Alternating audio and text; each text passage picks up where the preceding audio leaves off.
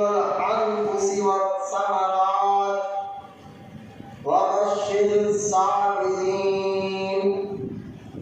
آمنت بالله صدق الله العلي العظيم. وقال الله تعالى بشأن حبيبه الكريم: إن الله وملائكته يصلون على النبي يا أيها الذين آمنوا صلوا عليه وسلموا تسليما. اللهم صل على سيدنا محمد. اللهم صل على سيدنا ومولانا محمد مالك الجود والكرم وعلى آله وبارك وسلم. صلاة وسلام عليك يا رسول الله صلی اللہ تعالی علیہ وآلہ وصحبہ وسلم. اما بعد، ہر تعریف اور بڑائی صرف اللہ تعالی کے لیے ہے جو سارے جہان کا مالک ہے، مختار ہے اور جو سارے جہان کا پالنہار ہے. میں اس بات کی گواہی دیتا ہوں کہ اللہ تعالی کے سوا کوئی عبادت کے لائق نہیں، وہ ایک ہے، اس کا کوئی ساتھی اور شریک نہیں. اور میں اس بات کی گواہی دیتا ہوں آپ پر ہمارے پیارے آقا الولا حضور پرنور رحمت عالم نور مجسم حضرت سیدنا محمد مصطفیٰ احمد المجتبی صلی اللہ تعالی علیہ وآلہ وصحبہ وسلم اللہ تعالی کے آخری رسول اور اس کے برگزیدہ بندے ہیں. اللہ تعالی حضور اکرم نور مجسم رحمت عالم صلی اللہ تعالی علیہ وسلم پر، اہل بیت، صحابہ کرام، تابعین اور تبع تابعین، اولیاء محمد پر قیامت تک بکثرت رحمتیں اور برکتیں نازل فرماتا رہے. آمین. محبت کے ساتھ سن لینے کے بعد درود پڑھ لیجیے. اللہم صلی علی سیدنا مولانا محمد سیدنا مولانا محمد مالک الجود والکرم وعلی آلہ وبارک وسلم. صلاۃ و سلام علیک یا رسول اللہ صلی اللہ تعالی علیہ وسلم. معزز سامعین کرام، نوجوان ساتھیوں، السلام علیکم ورحمۃ اللہ وبرکاتہ. وعلیکم السلام ورحمۃ اللہ وبرکاتہ. یہ محرم کا اس مہینے کا یہ آخری جمعہ ہے. کل یا پرسوں چاند نظر آ جائے گا، پھر سفر کا مہینہ شروع ہو جائے گا. اور جب سے یہ مہینہ شروع ہوا ہے، ہم نے موضوع ذکر شہداء کربلا، سیدنا امام علی مقام امام حسین رضی اللہ تعالیٰ عنہ کی اور خاندان اہل بیت کے ذکر سے شروع کیا تھا. اور میں پوری کوشش کروں گا کہ وہ اس جمعہ میں میں مکمل طور پر یوں تو نہیں کہہ سکتا کہ پورے واقعات آپ کو ایک ایک اگر بتاؤں تو پھر سال بھر میں کافی نہیں ہو گئے جو کربلا کے واقعات ہیں اور اس سے ہم کو کیا درس مل رہا ہے. لیکن کوشش یہ کروں گا کہ مختصر طور پر آپ کے سامنے اپنے اس عنوان کو پورا کرنے کی، کیونکہ پھر آنے والا مہینہ سفر کا مہینہ ہے، پھر اس پر ایک الگ عنوان کی ضرورت ہوتی ہے. لگاتار ہم جو سنتے آ رہے ہیں، کیونکہ واقعات کربلا اکثر لوگ سنتے رہتے ہیں، لیکن کوشش یہ کی جا رہی ہے کہ ان واقعات سے ہمیں کیا درس ملتا ہے، کیا سبق ملتا ہے، ہمیں کیا کرنا چاہیے. اس پر میری بیان کے دوران پوری توجہ ہوتی ہے کس وجہ سے یزیدی فوج جو ہے اس کی بنیادی وجہ کیا تھی کہ وہ جانتے تھے کہ اہل بیت کا خاندان کتنا اونچا مقام ہے، قرآن میں ان کے بارے میں کیا آیا ہے، حدیث میں کیا ہے، جانتے پر بھی یزیدیوں نے امام علی مقام اور ان کے خاندان پر حملہ کیا. اس کی وجہ حرص اور لالچ تھی.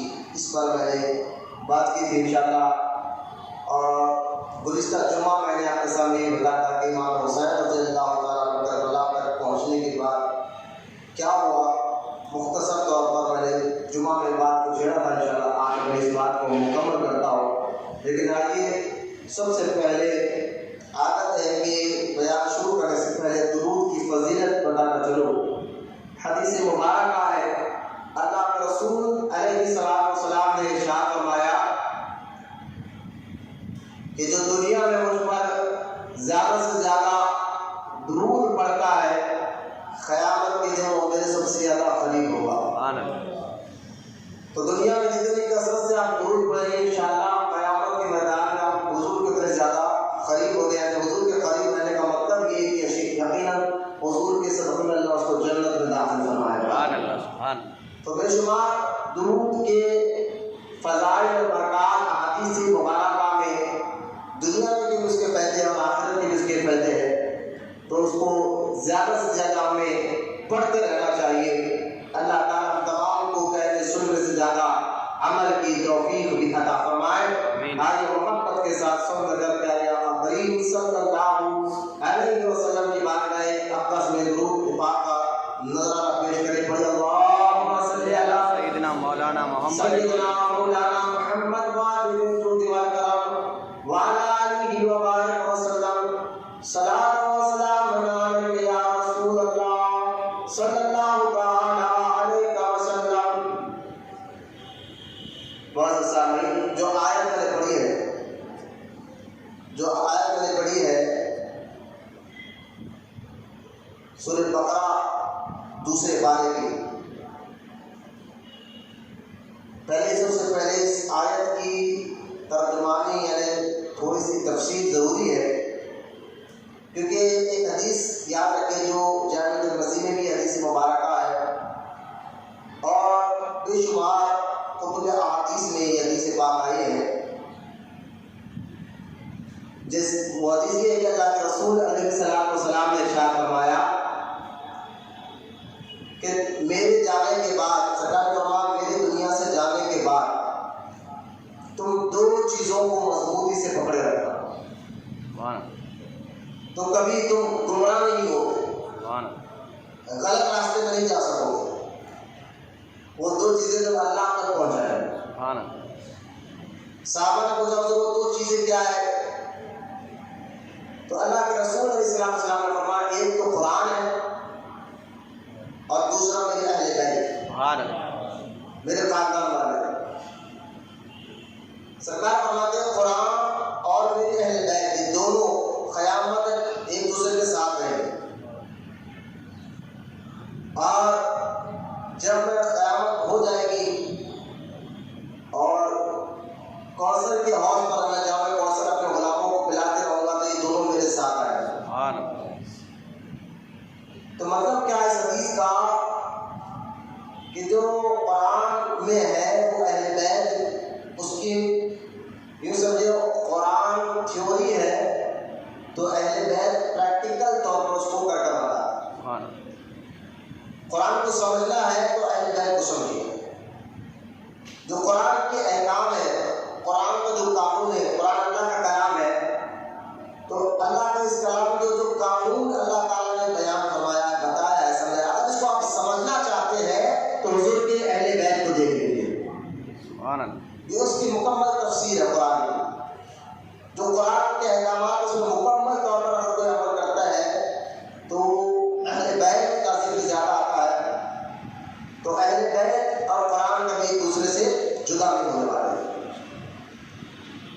اس حدیث کو آپ ذہن میں رکھیے، اور اس کے بعد جو میں نے آیت پڑھی ہے سورۃ بقرہ کی، اس پہ آپ سمجھنے کی کوشش کریں۔ میں دعا کرتا ہوں کہ اللہ آپ کو سمجھنے کی توفیق عطا فرمائے، اور میں کوشش یہ کروں کہ آسان لفظوں میں وہ آیت کا معنی آپ کو میں سمجھاؤں۔ دوسرے پارے سورۃ بقرہ میں اللہ تعالیٰ ارشاد فرما رہا ہے، توجہ کرنا، وَلَا نَبْلُوَنَّكُم بِشَيْءٍ مِّنَ الْخَوْفِ وَالْجُوعِ وَنَقْصٍ مِّنَ الْأَمْوَالِ وَالْأَنفُسِ وَالثَّمَرَاتِ وَبَشِّرِ الصَّابِرِينَ۔ اس کا مطلب یہ ہے، اس آیت کا معنی یہ ہے، اللہ تعالیٰ ارشاد فرما رہا ہے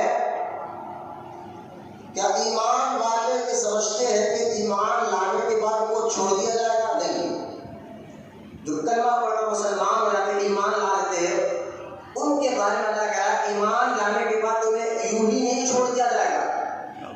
ہم نے کہا مولا پھر کیا ہوگا؟ تو اللہ تعالیٰ فرماتا وَلَا نَبْلُوَنَّكُمْ بِشَيْءٍ مِّنَ الْخَوْفِ، تمہارے ایمان لانے کے بعد تمہارا امتحان ہوگا، امتحان ہوگا، تم کو آزمایا جائے گا۔ تم نے جو کلمہ پڑھا ہے، کہیں دنیا کی لالچ میں آ کر اور ڈر میں آ کر، کسی کے ڈر سے تم نے اپنے ایمان کو سودا بانی کر دیا، تو لہذا اس کو سمجھیں گے کیسے؟ تو آپ کا امتحان ہوگا۔ ہم نے کہا مولا امتحان کیسے لے گا؟ تو اللہ پاک نے ارشاد فرمایا وَلَا نَبْلُوَنَّكُمْ بِشَيْءٍ مِّنَ الْخَوْفِ وَالْجُوعِ وَنَقْصٍ مِّنَ الْأَمْوَالِ وَالْأَنفُسِ وَالثَّمَرَاتِ۔ اللہ تعالیٰ ارشاد فرماتا ہے میں تم پر خوف ڈالوں گا، تمہارے دل میں خوف ڈالوں گا۔ کس چیز کا خوف؟ خوف کئی قسم کے ہوتے ہیں۔ بیماری کا بھی ڈر ہوتا ہے، کسی نے ہم کو جان سے مار جانے کی دھمکی دی ہے تو اس کا بھی ڈر ہوتا ہے۔ خوف کئی قسم کا ہوتا ہے۔ کبھی تم پر خوف ڈالوں گا، کبھی تمہارے رزق میں کمی کر کر دیکھوں گا۔ اب کیا کہے گا؟ خوف، کبھی رزق میں کمی، کبھی تمہیں اولاد دے کر واپس لے لوں گا، اور کبھی تمہاری ایسی مصیبت ڈال دوں گا جس کی وجہ سے تم جو ہے تمہاری جان کے لالے ہو جائیں گے، یعنی تمہاری جان کو بھی خطرہ ہوگا۔ اللہ تعالیٰ چاہ فرماتا ہے ساری مصیبتوں میں، خوف سے، رزق کی کمی سے، اولاد سے اور تمہاری جان سے امتحان ہوگا۔ اور اللہ پاک ارشاد فرما رہا ہے کہ ان امتحانات میں وہی کامیاب ہوگا جو اللہ پر اور آخرت پر ایمان رکھتا ہے۔ یہ سارے چیزوں کو وہ صبر کرے گا، اللہ کی رضا پر راضی رہے گا۔ تو ایسے لوگوں کے بارے میں، یعنی خوف دے کر آزمایا گیا، رزق کی کمی کر کر آزمایا گیا۔ آپ دیکھ لیجیے، آپ آدمی کے اندر جس چیز کا ڈر پیدا ہو جاتا ہے پھر وہ حق بات کو بھی چھپانے لگ جاتا ہے۔ ڈر پیدا ہو جاتا ہے، جانتے بھی اپنے کیا کرنا ہے وہ کر لے رہا ہے، حق بات جانتا ہے، دین کا مسئلہ ہو یا کسی کی عزت کا مسئلہ ہو، تو ایمان اس کے اندر ہوتا نہیں، سمجھیے کہ وہ ڈر جاتا ہے اور اپنے ایمان کا سودا کرنے بیٹھ جاتا ہے۔ اسی طرح کسی کو بس دولت ہو تو خوش ہوتا ہے، نمازی پڑھتا نظر آتا ہے، جیسا ہی دولت کی کمی آ گئی، پیسے کی کمی آ گئی تو وہ تو شکایت کی لمبی لسٹ لے کر بیٹھ جاتا ہے، نہ نماز میں نظر آتا ہے، نہ مسجد میں نظر آتا ہے، کہتا ہے کہ میرے کو یہ مصیبت ہے، یہ پریشانی ہے، اس سے ٹائم نہیں ملا، اس سے ٹائم نہیں ملا۔ یہ امتحان ہے ایمان والوں کے ساتھ، توجہ کرنا ہے۔ قرآن میں اللہ پاک فرماتا ہے وَلَا نَبْلُوَنَّكُمْ، صرف یہ ایمان والوں کے ساتھ امتحان ہوگا۔ تو کسی کا خوف ڈال کر امتحان لیا جائے گا، کسی کو رزق کی کمی کر کر امتحان لیا جائے گا، اور کسی کی جو ہے اولاد چھین کر امتحان لیا جائے گا، اور کسی پر اس کو ایسی مصیبت دی جائے گی جس کی وجہ سے وہ جو ہے اس کی جان کے لالچ پڑ جائیں گے، اس پر بھی اس کا امتحان ہوگا۔ اور یاد رکھیں یہ سارے چیزوں پر جو صبر کرتا ہے اور اللہ کی رضا پر راضی ہوتا ہے، ایسے لوگوں کے بارے میں اللہ قرآن میں فرماتا ہے وَبَشِّرِ الصَّابِرِينَ، ایسے لوگوں کو خوشخبری سنا دو، یہ لوگ کامیاب ہو گئے ہیں تمہارا ایمان۔ اب سوال یہ ہوتا ہے، ایک تو یہ کہ اللہ نے ہمارا امتحان کیوں لے گا، ایک سوال، اور دوسرا سوال یہ ہوتا ہے، ایک تو پہلا سوال یہ کہ ہمارا امتحان کیوں لیا جائے گا؟ کیا ہمارے بارے میں اللہ کو نہیں معلوم؟ لیکن ہمارے پیدا ہونے سے پہلے ہمارے بارے میں اللہ کو سب معلوم ہے۔ یہ ایمان اور عقیدہ ہر ایمان والے کا ہے۔ ہم پیدا ہونے سے پہلے ہم کیا کریں گے کیا نہیں کریں گے ساری باتوں کا علم اللہ تعالیٰ کو ہے، کیونکہ اللہ تعالیٰ قرآن میں فرماتا ہے عالم الغیب والشہادہ، وہ ہر چیز کا جاننے والا ہے۔ تو اللہ تعالیٰ ہر چیز کا جب جاننے والا ہے تو اس کو جو ہے جب ہر چیز کا جاننے والا ہے تو امتحان کیوں؟ ہمارے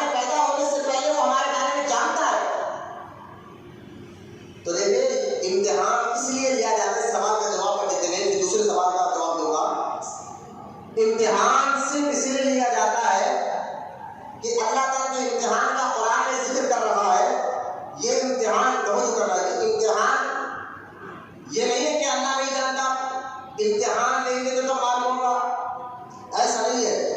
اللہ تو ہمارے بارے میں جانتا ہے، لیکن اللہ تعالیٰ اصل امتحان لیتا ہے اس لیے کہ کلمہ پڑھنے والے کو خود کو بھی پتا چلے کہ جو وہ کلمہ پڑھ رہا ہے اس کے دل میں اس کا کتنی اہمیت ہے، اس کا ایمان کا اس کے اندر کتنا اثر ہے.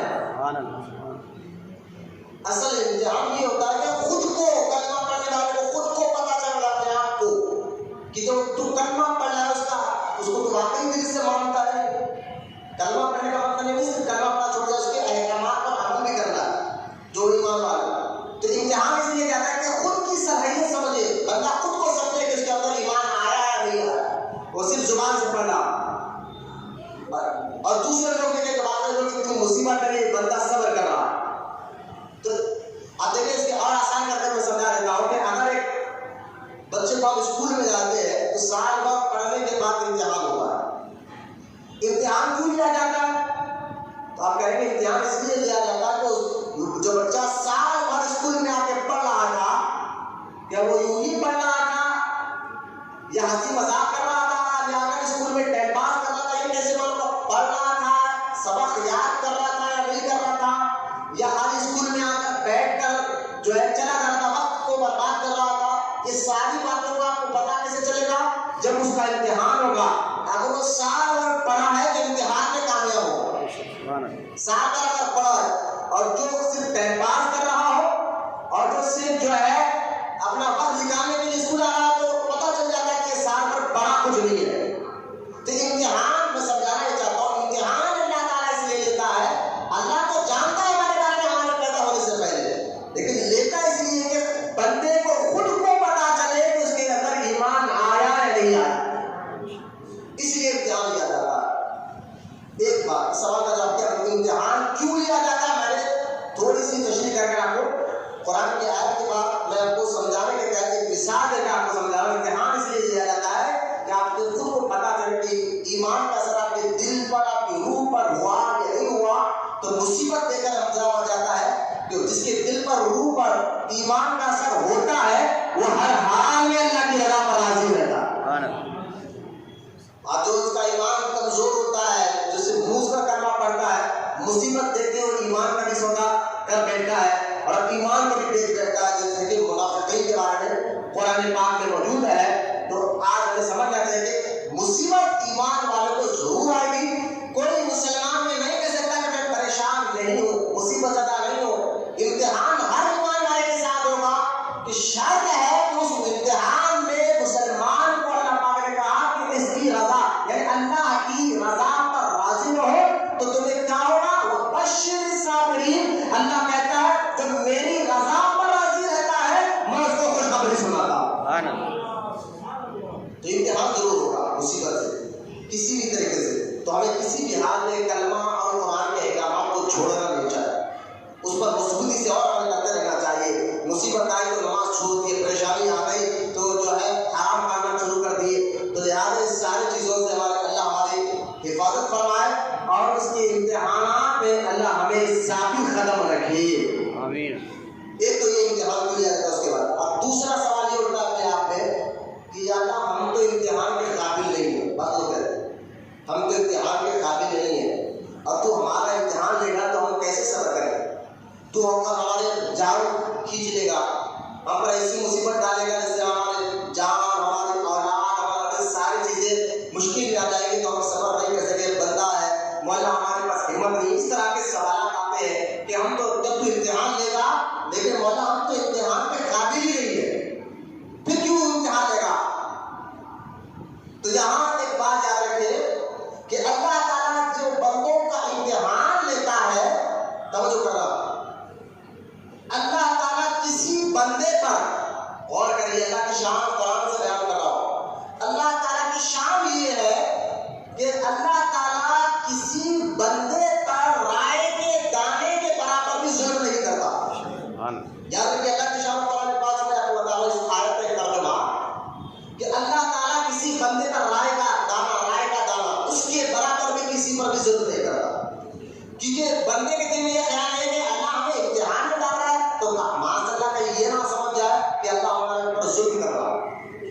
ایسا نہیں سمجھے. بات لوگ ہوتے ہیں جب امتحان آتا ہے نا تو اس کی زبان سے شکایتوں کی لمبی فہرست نکل جاتی ہے. یا اللہ میں تو نماز بھی پڑھ رہا تھا, میں تو عبادت بھی کر رہا تھا, میں تو وہی کام کر رہا تھا جو تجھ کو پسند ہے, پھر بھی مجھے مصیبت کیوں دے رہا ہے, پریشانی کیوں دے رہا ہے. فلاں آدمی کو دیکھیے شراب بھی پیتا ہے, جوا بھی کھیلتا ہے, سود کا کاروبار بھی کرتا ہے, حرام اور ناجائز کام بھی کرتا ہے, پھر بھی اس کے پاس دولت ہے, پیسہ ہے, عزت ہے, بلڈنگ پہ بلڈنگ ہے. اس طرح کی باتیں آپ نے کئی لوگوں سے سنا ہوگا.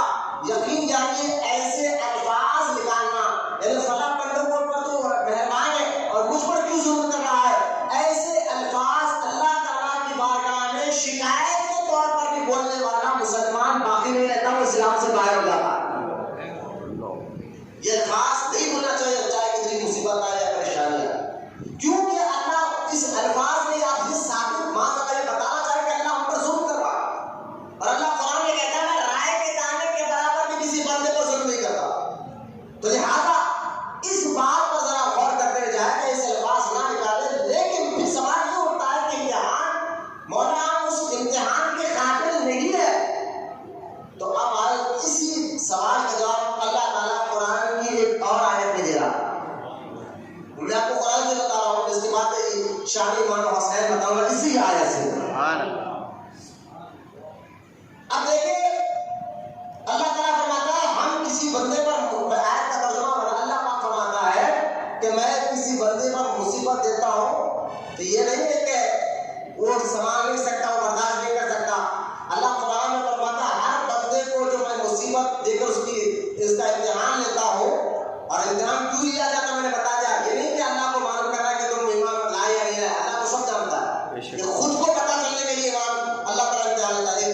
تو قرآن میں اللہ فرماتا ہے میں ہر بندے کو مصیبت جو دیتا ہوں امتحان کے لیے, یہ نہیں ہے کہ میں اس کی طاقت سے زیادہ اس کو مصیبت دیتا ہوں, نہیں. اللہ فرماتا ہے میں ہر بندے کو اس کی حیثیت کے مطابق یعنی وہ جتنا برداشت کر سکتا ہے اتنی مصیبت اس پر ڈالتا ہوں. بولے محبت سے سبحان اللہ. اب بات سمجھ میں آئی, اللہ ہر بندے کو جو مصیبت دیتا ہے اس کی طاقت کے مطابق. مثال کے طور ایک بندہ 25 کلو کا وزن اٹھا سکتا ہے, اگر اس پر کوئی 1 کنٹل کا وزن دے دے تو کہاں اٹھائے گا. تو یہ اللہ کی شان نہیں ہے کہ بندے پر مصیبت ایسی ڈالو. تو لہٰذا اللہ ہر بندے کا امتحان اس طرح لیتا ہے جس کا وہ قابل ہو, جتنا وہ برداشت کر سکتا. یہ اور بات ہے اس چھوٹی سی مصیبت کو ہم زیادہ سمجھنے لگ جاتے ہیں. یہ سوچ کی غلطی ہے ہماری. دیکھیں ایک بندہ ہے ڈاکٹر کے پاس جا کر انجیکشن لینے سے ڈر رہا, اور ایک بندہ ڈرتا نہیں. کیوں؟ اس نے ڈر کو محسوس کیا اس لیے انجیکشن نہیں لے رہا. اور جو بندہ ڈر کو محسوس نہیں کرتا ہے تو خود سکون سے انجیکشن لے رہا ہے. تو لہٰذا اسی طرح اگر آپ مصیبت کو محسوس کریں گے تو وہ بہت بڑی مصیبت دکھے گی. اگر آپ محسوس نہیں کریں گے اور یہ سمجھ جائیں گے اللہ تعالیٰ جو ہے جس بندے کی اتنی طاقت ہے اس کے برابر امتحان لیتا ہے تو اس کو مصیبت نہیں اللہ کی رضا نظر آ جائے گی. یہ سوچ کی بھی اتنے بات ہے. جیسا دیکھیے آپ اور آسان کر کے بتا دوں کہ اللہ ہر بندے کو اس کی حیثیت کے مطابق مصیبت دیتا ہے. اس کو سمجھنے کے لیے اور بات بتا دوں. دیکھیے عام بندوں کا امتحان اور ہوتا ہے, ولیوں کا امتحان اور ہوتا ہے, نبیوں کا امتحان اور ہوتا ہے. جیسا کہ ایگزام کا جب مسئلہ آتا ہے تو نرسری کلاس والے کا ایگزام الگ ہے, تو فرسٹ کلاس والے کا تھوڑا hard, second class, third class, fourth, fifth, six, 7, 8, 9, 10 تک چلے جائے. جتنے اوپر کلاسیں پڑھتے رہے امتحان ہونا سخت ہوتا ہے.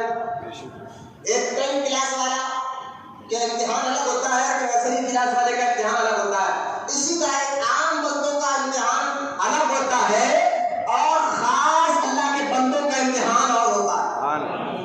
اور اللہ کے جو خاص محبوب بندے ہیں سارے امتحانات میں اللہ کی رضا پر راضی ہوتے ہیں اور ہر امتحانات کو کامیاب نظر آتے ہیں. تو لہٰذا اس ساری باتوں کو سمجھنے کے بعد امتحان ہوگا, کیوں ہوگا, کس لیے ہوگا, یہ باتیں میں نے ابھی آپ کو سمجھائی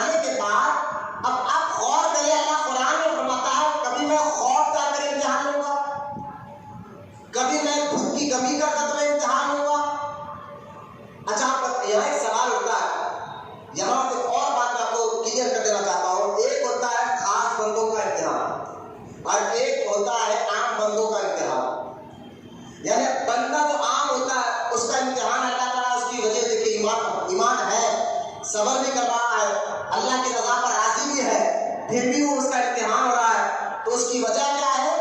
تو عام بندوں کا امتحان ہوتا ہے جو مسلمان ہو اور گناہگار ہو, تو اللہ تعالیٰ اس کا امتحان اس لیے لیتا ہے, اس امتحان اس مصیبت کی وجہ سے جس پر اللہ اس کو مصیبت دیتا ہے, اس پر صبر کرتا ہے, تو وہ صبر کرنے کی وجہ سے اس کے جو گناہ ہوتے ہیں وہ گناہ معاف ہو جاتے ہیں. سبحان اللہ سبحان اللہ. بولے محمد رسول اللہ. یعنی ایک مسلمان کا کوئی مصیبت آ جائے اس پر وہ صبر کرے, تو اس مصیبت کی وجہ سے اس نے صبر کیا, کوئی شکایت نہیں کہ اللہ کے بار کا ہے, اللہ کی رضا پر راضی رہا.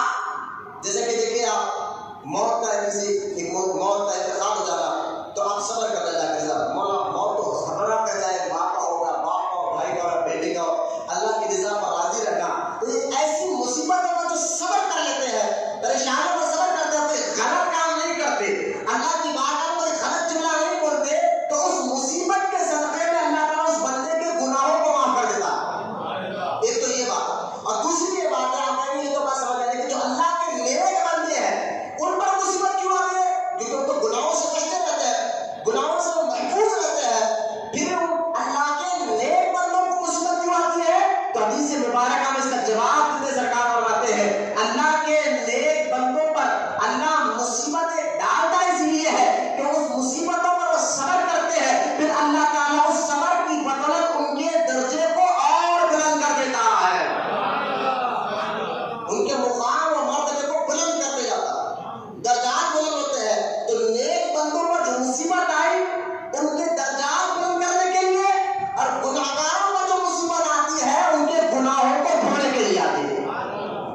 یہ بات سمجھیے آپ. اس کو سمجھنے کے بعد آپ دیکھیں اللہ تعالیٰ قرآن میں یہ کہہ رہا ہے وَلَا نَبْلُوَنَّكُم بِشَيْءٍ مِّنَ الْخَوْفِ, کبھی میں خوف دے کر امتحان لیتا ہوں مسلمانوں کا, کبھی میں جو ہے اس کے رزق کی کمی کر ایمان لیتا ہوں, اور کبھی جو ہے اس کی اولاد چھین کر اس کا امتحان لیتا ہوں, اور کبھی اس کی جان مصیبت میں ڈال کر امتحان لیتا ہوں.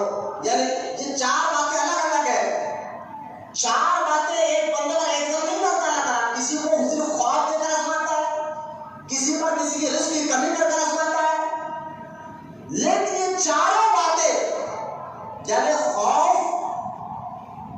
رزق کی کمی, اولاد کی قربانی اور جان کی قربانی, یہ چاروں چیزیں الگ الگ ہیں. یہ چاروں چیزیں اللہ کسی ایک مسلمان کو دے کر نہیں, چار میں سے کسی ایک چیز کو دے کر آزماتا ہے, لیکن یہ چاروں چیزیں کسی ایک ذات کو دے کر اس کا امتحان لیا گیا, تو یقین جانیے امام حسین رضی اللہ تعالیٰ کی ذات ہے.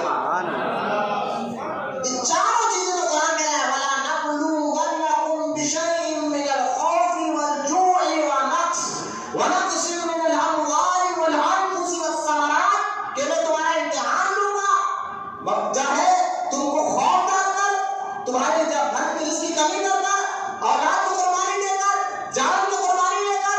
تو اس چاروں چیزیں آپ کربلا میں امام حسین کے پاس دیکھ لیجیے. امام حسین رضی اللہ تعالیٰ کو 32,000 لوگ گھیرے ہوئے, اور بازار خوف یہ موت کا خوف نہیں تھا, وہ اللہ کی رضا والا خوف تھا, خوف بھی ہے. پھر بھوک کی کمی تو دیکھیں آپ 3 دن سے آپ پر پیاس, کھانا اور پانی بند کر دیا گیا. پھر تیسرا آپ کے اولاد, آپ کے بھانجے بھتیجوں کو آپ نے اللہ کی رضا کے لیے قربان کیا, اور چھوٹا خود اپنی جان کو بھی اللہ کی رضا کے لیے قربان کر دیا. یہ چاروں چیزیں اگر کسی ذات میں ملیں گے تو تنہا امام حسین رضی اللہ تعالیٰ کی ذات پاک میں ملیں گے, اور ان کے درجات کا بلند, کیونکہ اس مقام تک اللہ تعالیٰ کے لیے جانا چاہتا تھا. آج ساری دنیا جن کے ترانے گا رہی ہے, جن کی عظمت کے ڈنکے بجا رہی ہے, وہ امام حسین رضی اللہ تعالیٰ کی ذات ہے, جن کو اللہ تعالیٰ نے امتحانات کے ذریعے بہت ہی اونچا مقام عطا فرما دیا. اگر کوئی پوچھے کربلا ہے کیا, کہنا یہ امام حسین نے امتحان کیسے لیا جاتا ہے, اور صبر کیسے کیا جاتا ہے, اور انصاف پر کیسے مضبوطی سے ٹھہرا جاتا ہے, یہ ساری باتیں کربلا سے امام حسین نے ہمیں بتایا. اور یہ بھی بتا دیا امام حسین نے کربلا سے کہ ہر اہل میرے لڈو کہہ رہے کہ پیچھے نماز پڑھو گے تو نماز ملے ہو. جیسا کہ ہم کہتے ہیں نا اہل سنت و جماعت کے علماء کہ کسی پر عقیدہ احادیث کے پیچھے اگر آپ نماز پڑھو گے نماز شرم آنا چاہیے بولنے سے پہلے. مسجدوں میں تم اپنے تبلیغی جماعت یا قبیض یا کٹر وہابی جیسے امام کو جو فری میں کرنے کے لیے تیار ہے ایسوں کو امام رکھتے ہو اور کہتے ہو نہیں نماز پڑھنے سے مطلب ہے وہ خالی نماز پڑھا رہا ہے. میں نے کہا ایک کام کرو پھر کچھ بہت سے بیچارے غیر مسلم حضرات بھی ہیں جن کو آپ بھی جانتے ہو ٹی وی پہ آپ نے بھی دیکھا ہوگا جو شنکراچاریہ کے نام سے ہے اس کو بھی قرآن کی آیت آتی ہے کیا تم اس کو اپنا امام بنا لو؟ نہیں. قرآن تو وہ بھی پڑھنا جاتا ہے کچھ آیت وہ بھی جانتا ہے تو نہیں ہوتا واقعی کا نہیں. ہمارے قرآن سننے سے مطلب ہے. میں نے کہا پھر ایک کام کرو آج کل تو ایسا سائنس اور ٹیکنالوجی اتنی ترقی کر رہی ہے کہ آپ موبائل کے اندر نماز کو ریکارڈ کر دو موبائل کو امام بنا کے نماز پڑھ لو. بولے نہیں ایسا نہیں ہوتا. کیوں؟ کیونکہ نماز کے ساتھ ساتھ امام کے ساتھ ساتھ قرآن کے ساتھ ساتھ پڑھنے والے ایمان کا عقیدہ بھی دیکھا جائے گا. سبحان اللہ سبحان اللہ ضروری ہے. آپ دیکھیں ایک مرتبہ اللہ رسول علیہ السلام نے ایک شخص کو دیکھا کہ ایک آدمی کعبے کی طرف منہ کر کر تھوک رہا ہے. کعبے کی طرف قبلے کی طرف منہ کر کر تھوک رہا ہے. تو اللہ کے رسول علیہ السلام نے بڑھایا کون ہے؟ ہمارا حضور فلاں گاؤں میں رہتا فلاں مسجد کا امام ہے مسجد کا امام ہے. تو سرکار مدینہ علیہ السلام نے فرمایا اس کو امامت پہ ہٹا دو اس کے پیچھے نماز مت پڑھو. جو کعبے کا ادب نہیں جانتا وہ مسجد کا امام کیسے ہو سکتا؟ جب کعبے کی طرف منہ کر کر تھوکنے والے کو حضور نے امامت سے ہٹا دیا تو جو حضور کی شان میں گستاخیاں کرتے ہو حضور کی شان میں جو گندی گندی باتیں کرتے ہو اس کے پیچھے ہماری نماز کیسے ہو سکتی ہے؟ جب علماء سنت اس بات پر بولتے کہ کسی وہابی مداخلے کے پیچھے نماز نہیں ہوتی تو انہیں ہم کو نماز سے مطلب ہے کہ نماز پہلے پڑھتے ہی کم لوگ ہے اور ایسی افضل عبادت نماز ہے اور ایسی عبادت کو تمہارے ہر نٹو کہنے کے پیچھے کیسے پڑھ سکتے ہو؟ ذرا اس کو آپ غور کرنا چاہیے کہ ہمارے کے پیچھے نماز نہیں ہو سکتی. آپ کی بدعقیداؤں کے پیچھے وہابیوں کے پیچھے آپ کی نماز نہیں ہو سکتی. آپ کہیں گے مولانا یہ بڑے آپ زور شور سے یہ بات کر رہے ہیں آپ نے بات سیکھی کہاں سے ہے؟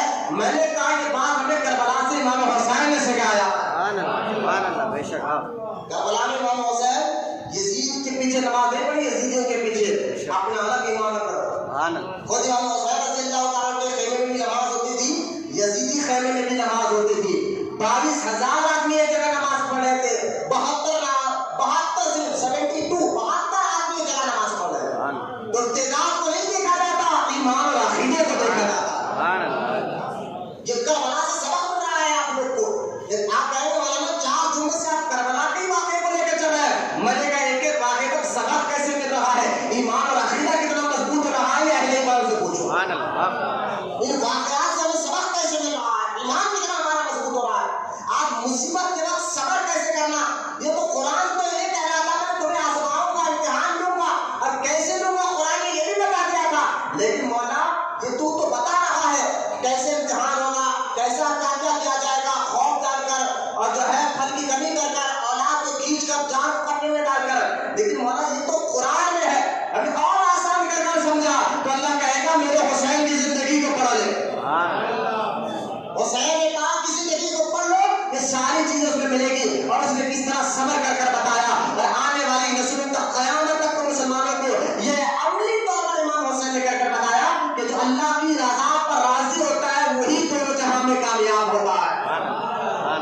تو مصیبتوں کو دیکھ کر خدا کے واسطے یہ امام حسین نے ہمیں سبق دیا ہے. قرآن جو کہہ رہا مصیبت پریشانی کو دیکھ کر جو ہے حرام روزی کمانا پریشانیوں کو دیکھ کر جو ہے نمازوں کو چھوڑ دینا پریشانیوں اور مصیبتوں کو دیکھ کر اللہ تعالیٰ کی بارگاہ میں غیر غلط الفاظ کو نکال دینا یہ ساری کی ساری باتیں انتہائی خطرناک ہے. اللہ ہم تمام کو اس کو سمجھنے کی توفیق عطا فرمائے اور اس کے امتحانات میں اللہ ہمیں صبر کرنے کے ساتھ ساتھ اس کی رضا پر راضی رہنے کی بھی توفیق عطا فرمائے. اس ساری باتیں سمجھنے کے بعد قرآن کی آیات اور ساری باتیں آپ کو سمجھانے کے بعد آئیے میں نے گزشتہ جمعہ کو ایک بات بتائی تھی کہ کس طرح امام حسین رضی اللہ تعالیٰ عنہ کو کوفہ جو شہر ہے عراق کا کوفہ شہر بیٹا دیکھ پیٹ میں درد ہے تو بیٹھو کوئی مسئلہ نہیں نوجوان اگر کمر میں درد ہے یا گھٹنے میں تو بالکل آپ بیٹھ سکتے ہیں جائز ہے لیکن مسجد میں ٹیکا لے کر بیٹھنا ہے کھاتا بیٹھنا ہے. اور دوسری بات اگر ٹیکا لے کر بیٹھیں گے نیند کا جھٹکا لگا وضو ٹوٹ جائے یہ مسئلہ ہے یہ شریعت کا مسئلہ ہے اس کو اچھی طرح آپ یاد رکھ لیجیے. ہاں کمر میں درد ہے یا کچھ مار لگا ہوا ہے تو مجبوری کے تحت ٹیکا لے کر بیٹھ سکتا ہے, اس میں کوئی غلط نہیں. لیکن اب کوئی مجبوری نہیں ہے تو ٹیکا لے کر نہ بیٹھے. نیند لگے گی, جھٹکا لگے گا, کیونکہ بعض لوگوں کو جمعے کا بیان نوری نظر آتا ہے. اللہ آج ہم سو رہے ہیں اس لیے جو ہے ہماری قسمت بھی سو رہی ہے. اگر ہم جاگ جائیں گے نا انشاءاللہ ہمیں سمجھ جائے کہ ہم ہو کیا, تو انشاءاللہ تعالیٰ ہم دونوں جہاں میں کامیاب ضرور نظر آئے گا. آپ تھوڑا اس کو یہ سارے مسئلے ہیں, کوئی ڈانٹنا نہیں ہوتا, کوئی آپ کو بولنا نہیں ہوتا, یہ سمجھانا ہوتا ہے. جو یہ ممبر کا یہ حق ہوتا ہے, یہ ممبر پر رہنے والی تو آپ کو سمجھائے گا کہ دین کیا ہے. یہی تو یہاں سے تو آپ کو پیغام ملے گا کہ کس طرح آداب ہے مساجد کے کتنے کہ محبت کرنا چاہیے. ساری باتوں پر اللہ ہمیں عمل کرنے کی توفیق عطا فرمائے یا رسول اللہ. عراق کا ایک شہر ہے کوفہ, اور اس کوفہ شہر میں حضرت علی رضی اللہ تعالیٰ عنہ نے اپنی خلافت کو کئی سال وہاں پر رہے کا زمانہ ہے. اور حضرت علی رضی اللہ تعالیٰ عنہ کوفہ ہی میں شہید کیے گئے, کوفہ کی جامع مسجد میں ہی شہید کیے گئے. اور آپ جانتے ہیں حضرت علی رضی اللہ تعالیٰ عنہ کو شہید کرنے والا کون علی, جن کے بارے میں سرکار نے فرمایا علی کی محبت ہے, اے علی تجھ سے مومن ہی محبت کرے گا. بولے محبت ہے سبحان اللہ. سرکار نے فرمایا علی تجھ سے صرف مومن ہی یعنی مسلمان ہی محبت کرے گا, منافق تجھ سے محبت نہیں کرے گا. یہ میرے سرکار کے حدیث مبارکہ ہو.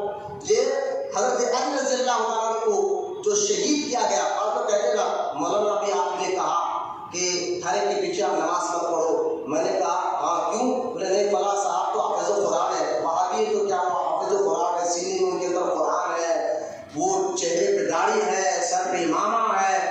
اب آپ کہہ رہے ہیں کہ ان کے پیچھے نماز مت پڑھو. میں نے کہا دیکھو یہ چہرے پہ داڑھی سر پہ امامہ حافظ القرآن ہونا نہیں, اس سے زیادہ جو دلیل ہے وہ محبت رسول ہے. جو محبت رسول جس کے دل میں نہ ہو, جو حضور کی شان میں گستاخیاں کرتے ہو, کتابوں میں لکھتے ہو, تقریروں میں بولتے ہو, ان کے پیچھے نماز نہیں پڑھا. پھر بھی سمجھانے کے لیے میں بتاؤں, حضرت علی رضی اللہ تعالیٰ عنہ کی ایک مرتبہ حضور نے اپنی سرکار حضرت علی کی داڑھی کو پکڑا اور پکڑ کر کہا اے علی اس دنیا میں دو لوگ بڑے ظالم ہیں, بدبخت ہیں, اس پر لعنت ہو اللہ کی. سرکار چلا کر کہہ رہے ہیں دو لوگ دنیا میں بڑے بدبخت ہیں. سرکار کہہ رہے بدبخت ہے وہ لوگ, وہ کون؟ تو سرکار نے فرمایا ایک تو وہ جو صالح علیہ السلام کی اونٹنی کو جس نے ذبح کیا تھا, قرآن میں ذکر موجود ہے. صالح علیہ السلام کی جو اونٹنی آئی تھی پہاڑ کے اندر سے, یہ نبی کا ایک معجزہ تھا, خدا کی قدرت ظاہر ہوئی تھی, پہاڑ کے اندر سے اونٹنی نکلی تھی. بولے یا سبحان اللہ. قرآن کی بات کرو, صالح علیہ السلام نے دعا کی تھی جب ان کے قوم نے کہا اگر آپ نبی ہے تو یہ پہاڑ کے اندر سے اونٹ کو اونٹنی کو جو حاملہ اونٹنی ہو اس کو لکھا کر بتائیے. تو آپ نے اللہ سے دعا کی تو اللہ تعالیٰ نے آپ کی دعا کو قبول کی, پہاڑ کے اندر سے حاملہ ہے بیٹی اونٹنی باہر نکلی تھی. تو قرآن اور ان کی صالح علیہ السلام کے قوم کے ایک ظالم نے اس کو اس اونٹنی کے بارے میں قرآن میں اللہ تعالیٰ نے فرمایا تھا یہ اونٹنی اللہ کی نشانی ہے. بولے محبت ہے سبحان اللہ. جب اللہ کی نشانی ہے اس کی عزت کرو, اس سے ادب کرو, اس سے محبت کرو. لیکن اس قوم نے مانا نہیں, اس اونٹنی کو انہوں نے ذبح کر دیا, کاٹ دیا, تو اللہ تعالیٰ کا عذاب آیا. اللہ کا عذاب آیا, وہ قوم تباہ ہو گئی, برباد ہو گئی. تو جو اللہ کی نشانیوں کی بے حرمتی کرتے ہیں, بے ادبی کرتے ہیں, اللہ تعالیٰ جو ہے ان کو جو ہے دنیا میں بھی عذاب دیتا ہے, آخرت میں بھی عذاب دیتا ہے. غور کرے, اللہ کی نشانی وہ اونٹنی کو انہوں نے ذبح کر دیا تو اللہ کا عذاب آیا. وہ تو جانور ہے اور اللہ کہتا ہے یہ میری نشانی ہے, تو یہ اللہ کے نیک بندے تو اللہ کے محبوب ہے. بولے محبت ہے سبحان اللہ. جب جانور کو اللہ اپنی نشانی کہہ سکتا ہے تو اپنے محبوبوں کو مقام و مرتبہ کیا ہوگا جس سے وہ محبت کرتا ہے, جس سے اللہ محبت کرتا ہے. تو اور ان کی بے حرمتی کرنے والے, ان کی بے عزتی کرنے والے کو بھی اللہ دنیا میں بھی ذلیل کرتا ہے اور آخرت میں بھی ذلیل کر دیتا. یاد رکھے, تو یہ اللہ کے نیک بندوں سے چڑھتے ہیں وہاں کی بدعقیدہ. تو کچھ لوگ کہنے کہ وہ تو نمازی ہے, نماز پڑھا رہے, چہرے پہ داڑھی, آپ جو قرآن ہے وہابی ہے, تو کیا ہوا؟ میں نے کہا سنو, حضرت علی کی داڑھی مبارک کو سرکار نے پکڑ کر کہا علی وہ دو آدمی بڑے بدبخت آدمی ہیں, ایک تو وہ صالح علیہ السلام کی اونٹنی کو ذبح کرنے والا, دوسرا ہے علی تیری داڑھی کو خون سے لال کرنے والا, تیری داڑھی کو خون سے لال کرنے والا بڑا بدبخت آدمی ہے. تو حضرت علی رضی اللہ تعالیٰ عنہ کو شہید کرنے والا ابن ملجم کو کہا جاتا ہے, اصل نام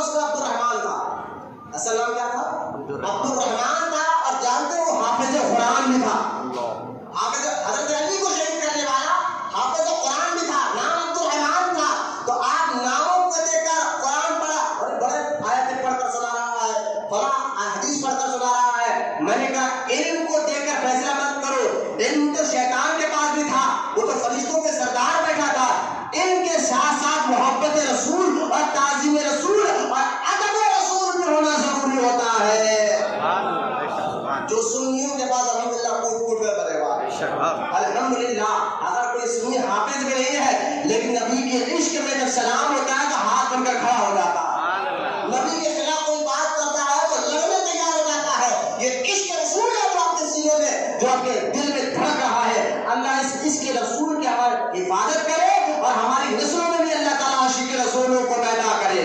لہٰذا صرف آپ نے قرآن ہوگا فلاں آدمی فلاں امام ہے اس کو آپ برا مت بولو۔ میں نے کہا حضرت علی کو شہید کرنے والا بھی حافظ قرآن ڈیزائن کر کے بات، اور سرکار نے کہا فرماؤ بڑا بدبخت آدمی ہے، لعنتی آدمی ہے، دوزخی آدمی ہے، علی تجھ کو قتل کرنے والا، تجھ کو شہید کرنے والا۔ تو ہر آپ نے اتنا بڑا حافظ قرآن ہے، میں نے کہا لعنتی ہے کیونکہ دل میں محبت رسول میں۔ ارے فلاں مسجد کا اتنا بڑا امام ہے، میں نے کہا لعنتی ہے کیونکہ حضور سے عزت نہیں کرتا، درگاہوں بزرگان دین کی شان میں بے ادبی کرتا ہے، اور جو عاشق ہوتا ہے اپنے محبوب سے جڑنے والے ہر چیز کی وہ عزت کرتا ہے۔ بات خیر بڑی طویل ہو جائے گی۔ تو کوفہ میں حضرت علی کے چاہنے والے بہت تھے، اور جب یزید کے بارے میں سارے علماء نے یہ بات کہی تھی کہ یزید جب امیر معاویہ کے جانے کے بعد یزید تخت پر بیٹھا تو اس نے امام حسین پر اس بات کو زور دیا کہ وہ جانتا تھا اگر اس روئے زمین پر نبی کی نواز سے تنہا امام حسین ہے۔ سبحان اللہ۔ اور میں نے گزشتہ جمعہ آپ کو بتایا تھا کہ اسلامی حکومت اور اس کا بادشاہ کیسا ہونا چاہیے قرآن اور حدیث کی روشنی میں۔ اگر آپ کو نہیں معلوم ہے تو گزشتہ آپ جمعہ میں یوٹیوب پر جائے دیر ذرا ہو تو میں نے اس پر دلیل ہی دی کہ قرآن حدیث سے کہ اسلامی حکومت کا مسلم بادشاہ کے اندر کیا کیا کوالٹی ہونا چاہیے اور کیسا ہونا چاہیے، یہ ساری باتوں کا ذکر قرآن اور حدیث میں بیان کر دیا گیا۔ اب اس کوالٹی کے اعتبار سے یزید کسی لائق ہی نہیں تھا کہ مسلمانوں کا بادشاہ بنے، کیونکہ وہ شرابی تھا، بے نمازی تھا، بندروں کا ناچ نچاتا تھا، رات میں ایک عورت کے ساتھ زنا کرتا تو صبح ہونے سے پہلے اس کو قتل کر دیتا۔ یزید کے دور میں بچے اپنی ماں کے ساتھ شادی کر رہے تھے، اللہ اکبر، ماشاءاللہ، بھائی بہنوں کے ساتھ شادیاں کر رہے تھے، اللہ، جو ہے اپنے پھوپھیوں کے ساتھ شادیاں ہو رہے تھے، ماموں بھانجی کے ساتھ شادیاں کر رہا تھا، چاچا بھتیجی کے ساتھ شادیاں کر رہا تھا، جو سب ناجائز ہے، سارے ناجائز کام یزید کے دور میں ہو رہے تھے۔ اور دیکھیں امام حسین رضی اللہ تعالیٰ عنہ نے توجہ کرنا کوئی آ رہے جا رہا میری طرف رہا ہے، امام حسین نے جب یزید کے ہاتھ میں آنے دیا کیوں دیتے بھائی، یہ ساری گندگی اس کے اندر موجود تھی اور حسین پاک کو سب معلوم تھا۔ اور کون حسین پاک؟ جس کے بارے میں سرکار نے فرمایا حسین تو مجھ سے ہے میں تجھ سے ہوں۔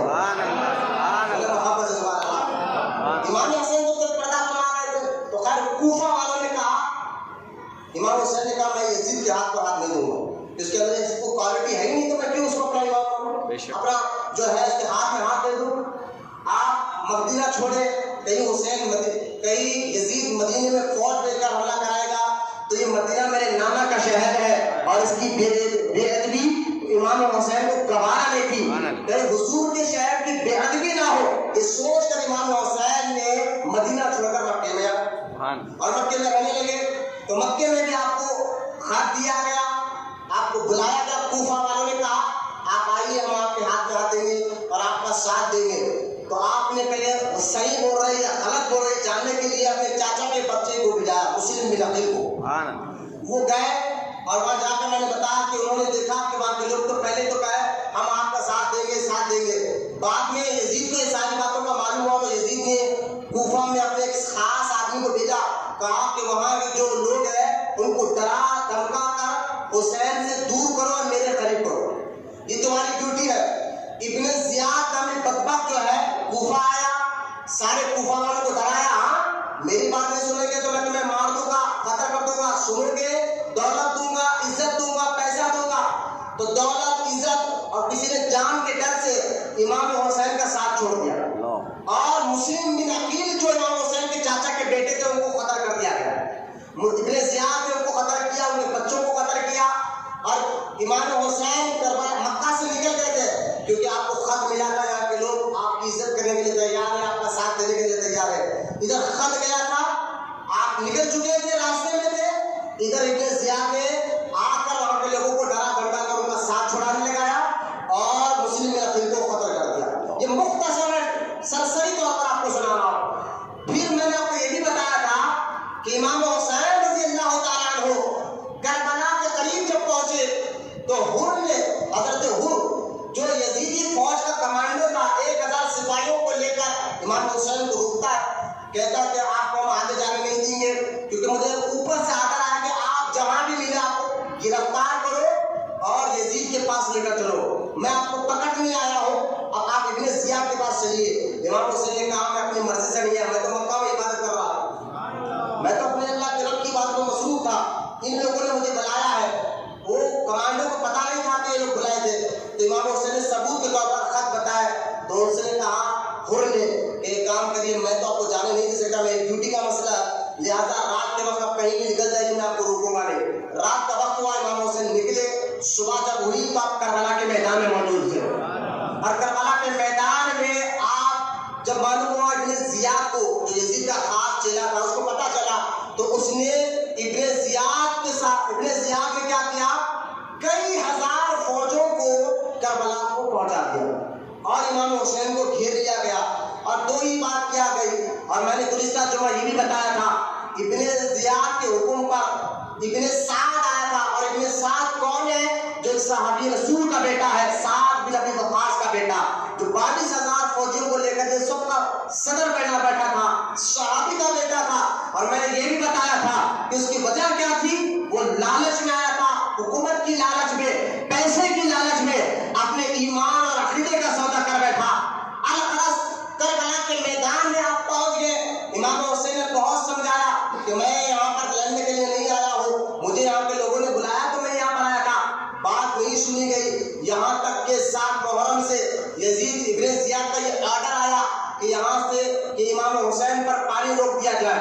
इमाम हुसैन रज़ी अल्लाह तआला अन्हु के खानदान पर 7 मुहर्रम से पानी को रोक दिया गया। अब गौर करते जाइए, जब पानी रोक दिया गया, आपके बच्चे आपके खैमे तक पानी नहीं भेजा गया, दरिया फरात जो है बह रहा था, उस दरिया से जानवर भी पानी पी रहे थे, यहाँ तक कि यहूदी भी पानी पी रहे थे। लेकिन अगर कोई पानी नहीं पी रहा था तो इमाम हुसैन रज़ी अल्लाह तआला अन्हु अहले बैत का घराना था जो पानी नहीं पी रहा था।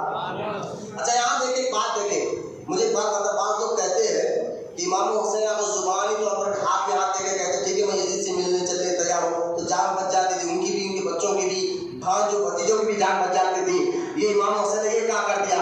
इसका जवाब देते हुए मैंने कहा था इमाम हुसैन अज़ीमत पे अमल कर रहे थे, रुखसत और होता है, अज़ीमत और होता है। इसका जवाब भी मैंने गुज़िश्ता जुमा दिया था। लेकिन एक बात बताइए, जो इमाम हुसैन ये जानते थे कि मेरे नाना ने ये दीन फैलाने के लिए पेट पर फतरे बांधे हैं, मेरे नाना ने दीन फैलाने के लिए ताइफ के मैदान में जिस्म मुबारक पर फतरे खाए हैं, मेरे नाना ने दीन फैलाने के लिए शोबा की तालीम पर 3 साल तक सिर्फ झाड़ के पत्ते खाकर दीन को फैलाया है। ये इमाम हुसैन जानते थे कि मेरे नाना ने कितनी मेहनत कर कर, कितनी मशक्कत कर कर मक्के में लोगों की बातें सुनी, मक्के में लोगों के बातें सुनी, मक्के में लोगों के जो है मार खाए, मक्के में लोगों के जो है बातें सुनकर दीन को फैलाया है। यहाँ तक कि मेरे नाना ने मक्का छोड़ा है दीन फैलाने के लिए, मेरे नाना ने दीन फैलाने के लिए अपने आप को कुर्बानी दी है, अपने औलाद की कुर्बानी दी है, मेरे नाना ने फला मुसीबतें उठाई है। इस सारी बातों का इल्म इमाम हुसैन रज़ी अल्लाह तआला अन्हु को था। तो मुझे बताइए, जिसके नाना ने दीन फैलाने के लिए इतने काम किए हो, इतना सब्र किया हो, यहाँ तक कि हुजूर खुद फरमाते हैं अल्लाह की राह में हर नबी को सताया गया है। सरकार फरमाते हैं हर नबी को अल्लाह की राह में सताया गया है। अरे किसी नबी को तो लोगों ने जिंदा जुबान कर दिया, 2 टुकड़े कर दिए, कुरान में जिक्र मौजूद है। कई नबी शहीद कर दिए गए हैं, लेकिन दीन फैलाने के लिए सरकार फरमाते हर नबी को सताया गया है। लेकिन हुजूर फरमाते जितना मुझे सताया गया है किसी और नबी को नहीं सताया गया। जितना हुजूर ने सब्र किया है, तो सारी तकलीफें सहने के बाद दीन फैला था। बोले मोहम्मद सल्लल्लाहु अलैहि वसल्लम, सारी, यहाँ तक कि आपको ऑफर तक दिया गया था हुजूर को कि आप दीन का काम छोड़ दीजिए, हम आपको मक्के का सुल्तान बना देंगे, मक्के की सबसे खूबसूरत लड़की से आपका निकाह कराएंगे। तो हज़रत हुजूर अलैहिस्सलाम ने फरमाया था अगर मेरे हाथ में सूरज और दूसरे हाथ में चांद ला कर भी दे दे तब भी मैं अपने काम को नहीं छोड़ूंगा। उसके बाद क्या क्या तकलीफें हुजूर पर हुई है सब जानते हैं। इतनी तकलीफों से सहने के बाद इस्लाम फैला था।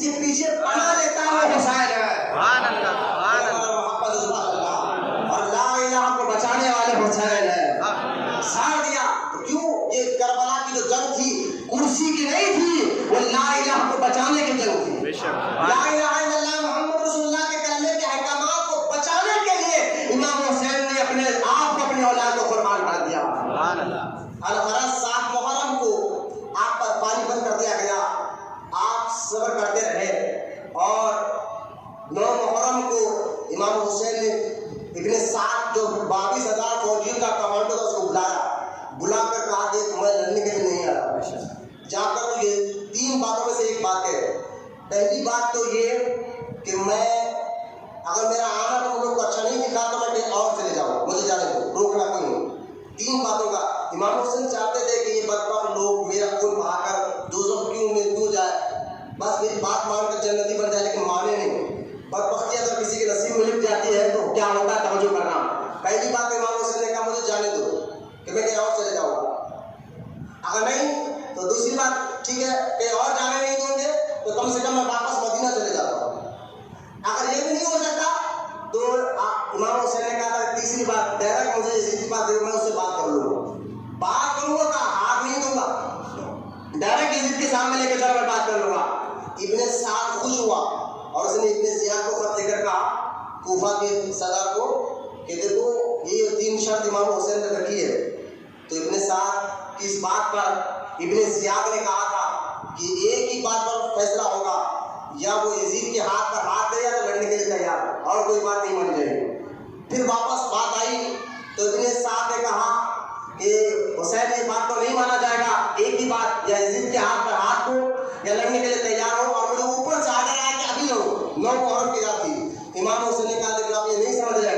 امام حسین رضی اللہ تعالیٰ عنہ نے کہا کہ ٹھیک ہے کام کرو, لڑنا ہی تمہارا مقصد ہے تو ایک کام کرو, صبح رات کا وقت چھوڑ دو, صبح کا وقت دے دو, ایک رات 9 محرم کی چھوڑ دو, صبح جو ہوگا وہ دیکھا جائے گا.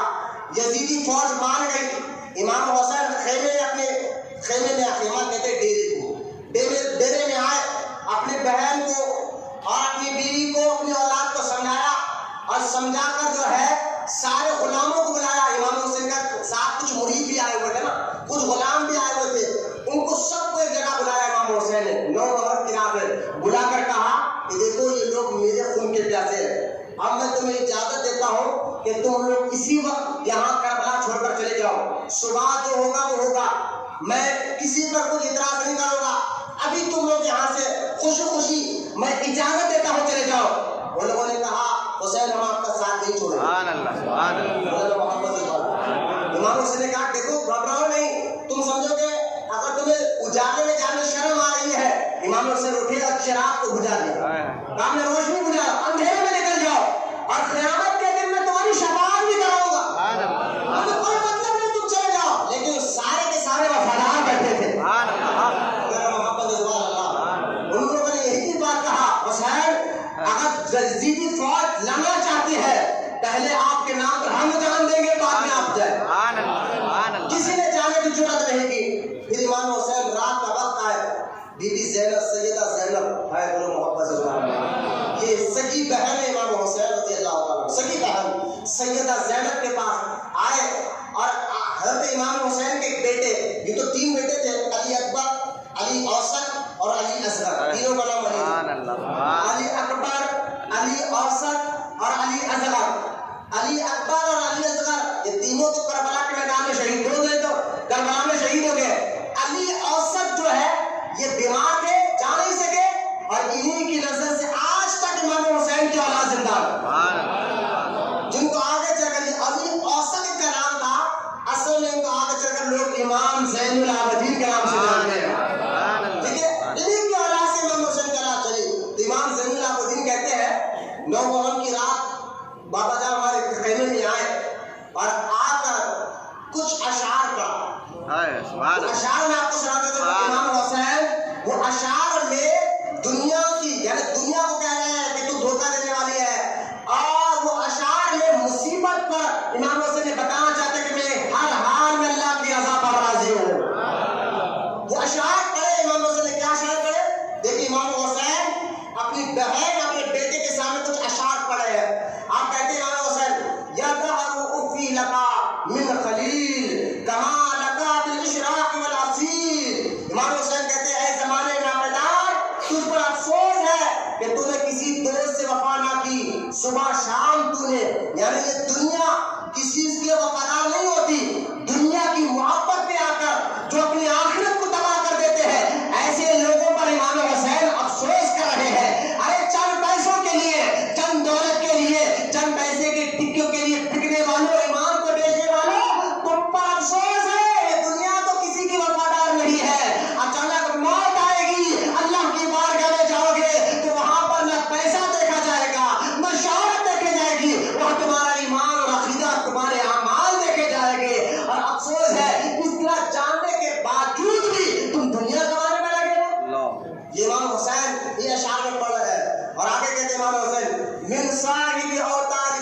قتیل وَدَّهَرُوا لا يَقْنَعُوا بِالْبَدِيلِ کہ کیسے کیسے صاحبان اولی العزم کو یعنی دنیا میں دیکھا کہ کیسے کیسے لوگ اس لوگ پر یہاں قتل کیے گئے.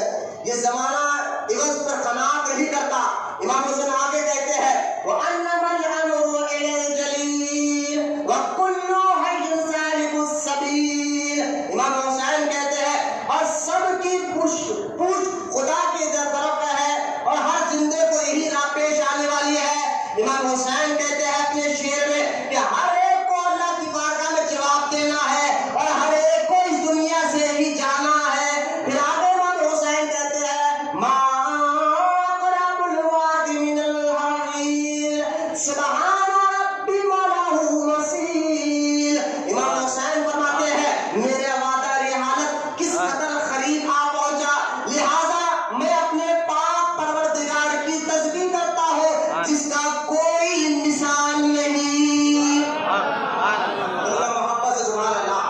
امام حسین رضی اللہ تعالیٰ فرماتے ہیں کہ اب میں تو جانے والا ہوں اس دنیا سے لیکن ایسی مصیبت بھی کیسی جانتے ہیں کہ پانی بند ہے سب بند ہے مصیبت بھی ایسی لیکن کہتے ہیں اس سارے تکلیفوں میں میں اللہ کی تعریف کرتا ہوں. اللہ محبت سے سبحان اللہ. اللہ کی تعریف کرتا ہوں اور اس کی رضا پر راضی ہوں. صبح 10 محرم کی صبح جب صبح آئی امام حسین نے نماز فجر ادا کی اور قرآن پڑھایا اپنے بچوں کو. پڑھانے کے بعد یزیدی خیمے سے نقارے بجنے لگے باجا بجنے لگا کہ آؤ حسین اب مقابلے کے لیے تیار ہو جاؤ. تو امام حسین نے پھر سے ان کو بس آخری کوشش کی سمجھانے کی. میدان میں امام حسین گئے اور جا کر امام حسین نے ایک بہت بڑا خطبہ دیا. وہ خطبہ امام حسین نے کہا دیا تھا 10 محرم کی صبح میں پورے یزیدیوں کے سامنے ایک بہت بڑا خطبہ امام حسین نے دیا رضی اللہ تعالیٰ عنہ. امام حسین کہتے ہیں کہ اے مسلمانوں یزیدیوں تم جانتے ہو نا میں کون ہوں. سبحان اللہ. بے شک. تم یہ بھی جانتے ہو میں نبی کا نواسا ہوں اور تم یہ بھی جانتے ہو میرے نبی نے میرے بارے میں کہا کہ حسن حسین جنتی نوجوانوں کے سردار ہے.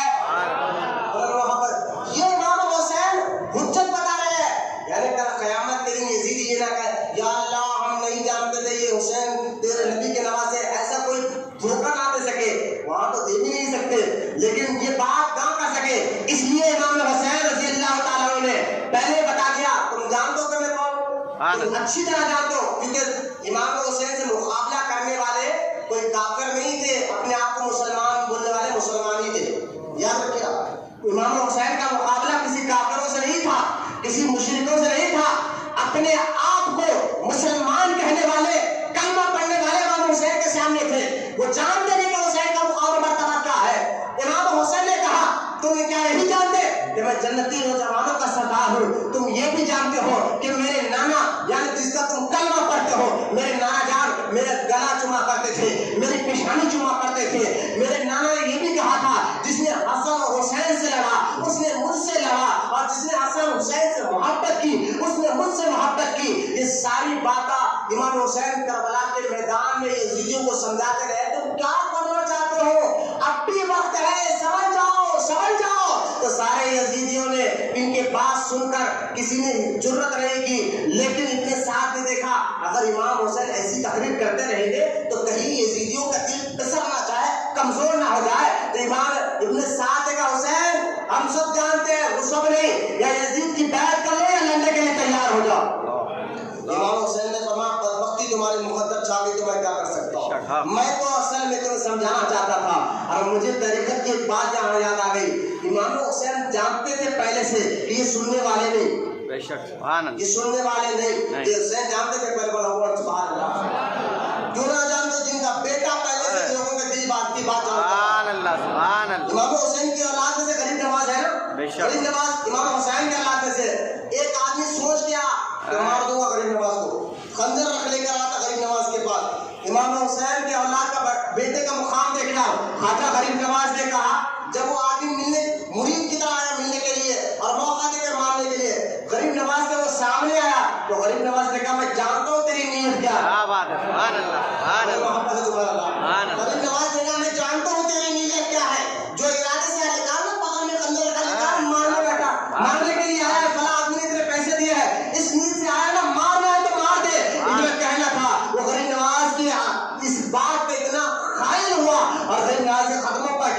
توبہ کر کر مسلمان ہو سبحان گئے. اللہ. مجھے کہیں جس کے بیٹے پہلے سے جانتے ہو کیا ہونے والا ہے تو ان کے ابا امام حسین کا کیا مقام تھا. سبحان اللہ. حسین جانتے تھے کہ یہ سننے والے نہیں ہیں, یہ یزیدی کیسے بھی مجھ سے لڑیں گے. میں نے کہا یہ امام آپ پہلے سے جانتے تھے پھر بھی یہ تقریر کیوں کیا. سوال اٹھتا ہے پھر بھی آپ نے یہ تقریر کیوں کی جبکہ آپ جانتے ہیں کہ یہ یزیدی فوج. توجہ کرنا ایک مثال, جانتے ہیں آپ اللہ کے بتانے سے کہ یہ سننے والے نہیں ہیں پھر بھی آپ نے تقریر کیوں کی. تو کربلا سے امام حسین جواب دیں گے, سبحان اللہ. امام حسین کہیں گے میں نے تقریر اس لیے کی تھی یزیدیوں کی فوج کے سامنے, اصل میں نے دیکھا اتنے دوزخیوں میں ایک جنتی کھڑا تھا. سبحان اللہ. سبحان اللہ. سبحان اللہ. پورے دوزخیوں میں ایک جنتی کھڑا تھا, بس اس کو ایک اشارہ کافی تھا اور وہ اشارہ دینا تھا, میں نے دیا. اور کربلا میں امام حسین کو اشارہ دینا تھا. کربلا سے امام حسین میدان سے خیمے آئے نہیں. حضرت حور جو ہے کہا یہ کیا ہو گیا ہے, میں دوزخیوں کے لین میں کیوں کھڑا ہوں, آؤ حسین کے ساتھ آتا ہوں. وہ حور کھڑے تھے, حضرت حور وہ ابھی تک یزیدی فوج کے ساتھ تھے. انہوں نے دیکھا حسین اتنا سمجھانے کے بعد بھی یہ لڑنا چاہتے ہیں. امام حسین کی اس تقریر کو انتہا اثر ہوا, یہ فوری جو ایک گھوڑا دوڑائے آگے بڑھے. ابن سعد نے کہا کہاں جاتا ہے, کہاں جا رہا ہے, کہا حسین کے پاس.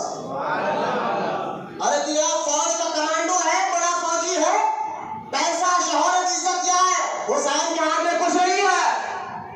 تو کہا تھا حور نے جنت حسین کے پاس. جیسا موسیٰ علیہ السلام کے دور میں جادوگروں نے فرعون کو جواب دیا تھا. جب جادوگروں کو فرعون نے بلا کر کہا کہ موسیٰ سے مقابلہ کرو, تو جادوگر اتنے زبردست جادوگر تھے کہ فرعون پر نظر بندی کر کر انہوں نے سانپ بنائے اور موسیٰ علیہ السلام پر چھوڑے. موسیٰ علیہ السلام نے اپنا عصا زمین پر رکھا, اس عصے نے سارے سانپوں کو نگل لیا. جادوگروں نے کہا یہ جادو نہیں, یہ تو قدرت کا کمال ہے. سارے جادوگر 12,000 ان کی تعداد تھی, ان سارے کے سارے جادوگروں نے کہا اے موسیٰ ہم آپ پر اور اپنے رب پر ایمان لاتے ہیں. اور سارے ان کے بارے میں آتا ہے جادوگروں کے بارے میں کہ ان کے گھروں میں سونے کے ہاتھ تھے, یہاں تک کہ جوتے بھی ان کو سونے کے تھے. اتنا سونا, پیسہ, دولت, شہرت فرعون نے ان کو دیا تھا.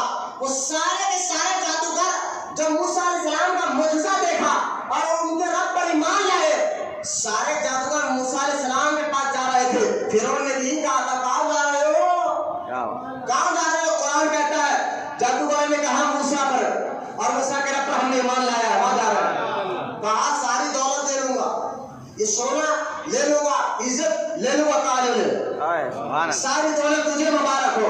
کہا مار دوں گا, قتل کر دوں گا. کہا قتل کرنے کے لیے مرنے کے لیے بھی تیار ہے, لیکن موسیٰ اور موسیٰ کے رب کا دامن نہیں چھوڑیں گے. یہی حور نے جواب دیا تھا کربلا میں ابن سعد کو, جب ابن سعد نے کہا تھا حور کہاں جا رہے ہو, کہا حسین کے پاس.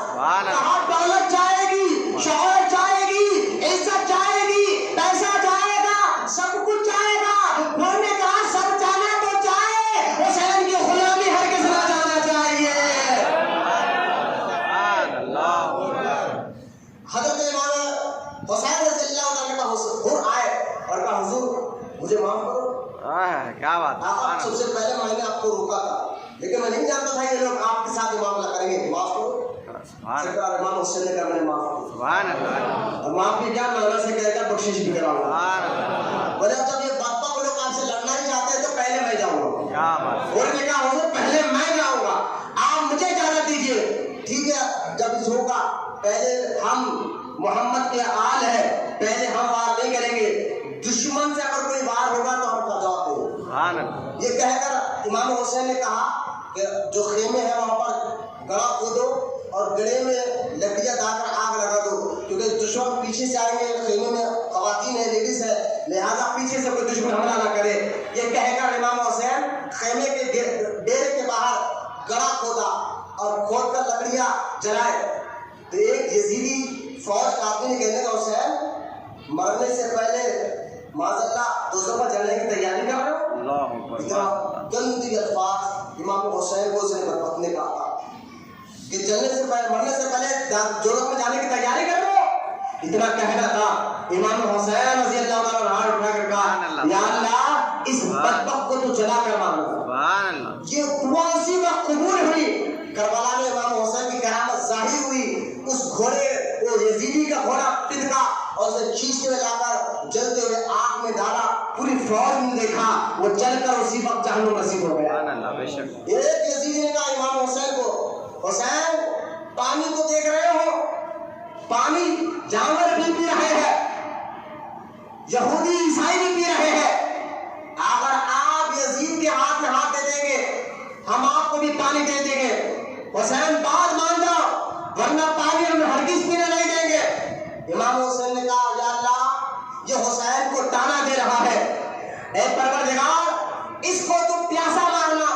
اسی وقت کربلا کے میدان میں امام حسین کی کرامت ظاہر ہوئی. سبحان اللہ. اسی وقت اس یزیدی فوج کے پلے کو جو ہے پانی کتنی پیاس لگی وہ پانی پیتا رہا پیٹ پھٹ کر ہتھڑیاں باہر نکل گئے, وہ بھی جہنم نصیب ہو گیا. اب غور کرے, مجھے یہاں بات بتانا چاہ رہا ہوں. کربلا میں امام حسین رضی اللہ تعالیٰ کو اللہ تعالیٰ نے روحانی طاقت قوت ایسی عطا فرمائی تھی. اگر آپ جلالی نظر بھی ڈال دیتے تو سارے یزیدی جگہ ہی پر مر جاتے, جگہ ہی پر مر جاتے. لیکن کربلا میں امام حسین کرامت دکھانے کے لیے نہیں, اللہ کی رضا پر اپنی جان دینے کے لیے گئے تھے. اور امام حسین کربلا میں کسی کافر یا مشرک سے مقابلہ نہیں کر رہے تھے. مومن اپنے آپ کو مسلمان بولنے والے تھے, ایسے لوگ سے مقابلہ چل رہا تھا. اگر سامنے مشرک و کافر ہوتے تو خواجہ غریب نواز نے بتا دیا کہ پانی تو ہم پر بھی بند کیا گیا تھا اجمیر میں. غریب نواز نے بتا دیا نا پانی تو ہم پر بھی تو بند کر دیا گیا تھا اجمیر میں. کہا تھا معین الدین اور ان کے مریدوں کو پانی لینے نہیں دیں گے. تو غریب نواز نے ایک اناسا چھوٹے سے کاسے میں انا ساگر کو بلا کر بتایا تھا کہ دیکھو میں پانی لے کر بتا رہا ہوں. ایک پیر صاحب کا مرید آیا کہیں گا تھا, حضرت سمجھ میں نہیں آئی یہ بات کہ حسین اتنی طاقت والے روحانی طور پر نظر ڈال دیتے تو لہذا جو ہے سارے یزیدی مر جاتے.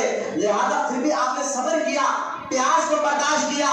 تو اس پیر صاحب نے کہا اس کا جواب تجھے اجمیر سے ملے گا. غریب نواز حسین کتنے طاقت والے پاور والے تو روحانی طور پر جواب اجمیر والے معین الدین دیں گے کہ جب ان پر پانی بند ہو گیا تو آپ نے جو ہے آسے کے ذریعے سارے انا ساگر کو بلا لیا تھا. تو لہٰذا یہ بتانا چاہتے ہیں غریب نواز کہ دیکھو میرے دادا جو ہے کربلا میں مجبور نہیں تھے. اگر مجبور ہوتے تو جن کی اولاد کو اللہ نے ایسا مقام عطا فرمایا ہے ان کے والد کا مقام و مرتبہ کیا ہوگا. اصل بات کیا تھی یہ میں کو اکثر کہتا ہوں, محبت اور بات بھی درست ہے. محبت نہیں بات بھی درست ہے کہ یہ مت کہو کہ حسین پانی کے لیے ترسے, ان کے بچے پانی کے لیے ترسے, بلکہ یہ کہو پانی لب حسین کے لیے ترسا ہے. محبت سے سبحان اللہ. بات درست ہے یار, کوئی عشق عقیدت کی بات نہیں, بات بھی درست ہے. ورنہ اشارہ کر دیتے تو خدا کی عزت و جلال کے قسم پانی کے چشمے ابل پڑتے کر رہا ہے. اشارہ کر دیتے یہ مقام ہے امام حسین کا. کیوں نہ ہو یہ مقام امام حسین کا جن کے در کے غلام غوث اعظم ہے. محبت سے سبحان اللہ. جہاں غوث اعظم ہاتھ بن کر کھڑتے وہ حسین ہے, جن کے دربار میں غریب نواز ہاتھ بن کر کھڑتے وہ حسین ہے. محبت سے سبحان اللہ. کیا ان کا مقام و مرتبہ ہوگا. خیر امام حسین رضی اللہ تعالیٰ عنہ نے کہا ہم مقابلہ میں پہلے پہل وہ کریں گے. یزیدی فوج کے صدر نے ابن سعد میں تیر مارا, بدبختی دیکھے آپ. ابن سعد نے تیر مار کر کہا کہ سارے لوگ گواہ ہو جاؤ, سب سے پہلے تیر میں نے ماری ہے اور میں تاکہ مجھے ریٹ ملے, پیسہ ملے, دولت ملے, عزت ملے. پیسہ ہی سب کچھ ہوتا ہے آج کے دور میں. یزیدیوں کا ایمان گیا دولت ہرس اور لالچ کی جگہ میں. اس جیسی بیماری سے آپ کو بچنا ہے. اللہ کے رسول علیہ السلام بار بار ارشاد فرماتے تھے. اما عائشہ صدیقہ کہتی ہے جب بھی حضور گھر میں آتے نا یہ بار بار کہتے تھے, بار بار کہتے تھے. وہ کیا کہتے تھے تو اللہ کے رسول علیہ السلام فرماتے ہیں ہرس اور لمبی امیدیں یہ دو چیزیں میری امت میں آئے گی. میری امت میں آئے گی اور ان دونوں چیزوں کو کوئی مٹا نہیں سکے گا. قبر کی مٹی ہی مٹا سکے گی. قبر کی مٹی ہے بوٹا بھی ہو جائے تو ہرس ختم نہیں ہوگی, امیدیں ختم نہیں ہوگی. آج دیکھ لیجیے وہی لمبی امیدیں اچھے گھر کے لیے ہم ایمان اور عقیدے کا سودا کر بیٹھتے ہیں, لیکن یاد رکھو کربلا سے امام حسین نے بتا دیا چاہے جان بھی دینا پڑے تو دے دو, ایمان کا دامن مت چھوڑو, کامیاب دونوں جہاں میں تم ہی ہوگے. آج دیکھیں پھر اللہ ان کو کیسے مقام دیتا جو ہر حال میں اللہ کی رضا میں راضی رہتے. ہمارے حیدرآباد شالی بنڈا پوسٹ آفس کے سامنے بزرگ کی مزار ہے, مولانا زمان خان شہید رحمۃ اللہ, مولانا محبت سے سبحان اللہ, مولانا زمان خان شہید رحمۃ اللہ علیہ. پوسٹ آفس جو شالی بنڈا پوسٹ آفس کے سامنے جو گنبد نظر آ رہا ہے اسی گنبد کے اندر آرام کرو. جانتے ہیں آپ حیدرآباد کے تو جانو ان کے بارے میں کون ہو. یہ ایسے بزرگ ہیں ان کے دور میں شیعہ لوگ بہت زور شور سے صحابہ کو گالیاں دے رہے ہیں, تو آپ نے ہادیہ مہدی نام کی کتاب لکھی اور ان کا جواب دیا. کیا دیا؟ وہ جب کلم کلا کو گالی دے رہے ہیں, اگر بھائی آپ کو کوئی کلم کلا کچھ بول رہا ہے تو جواب تو دینا پڑے گا, ہے نا.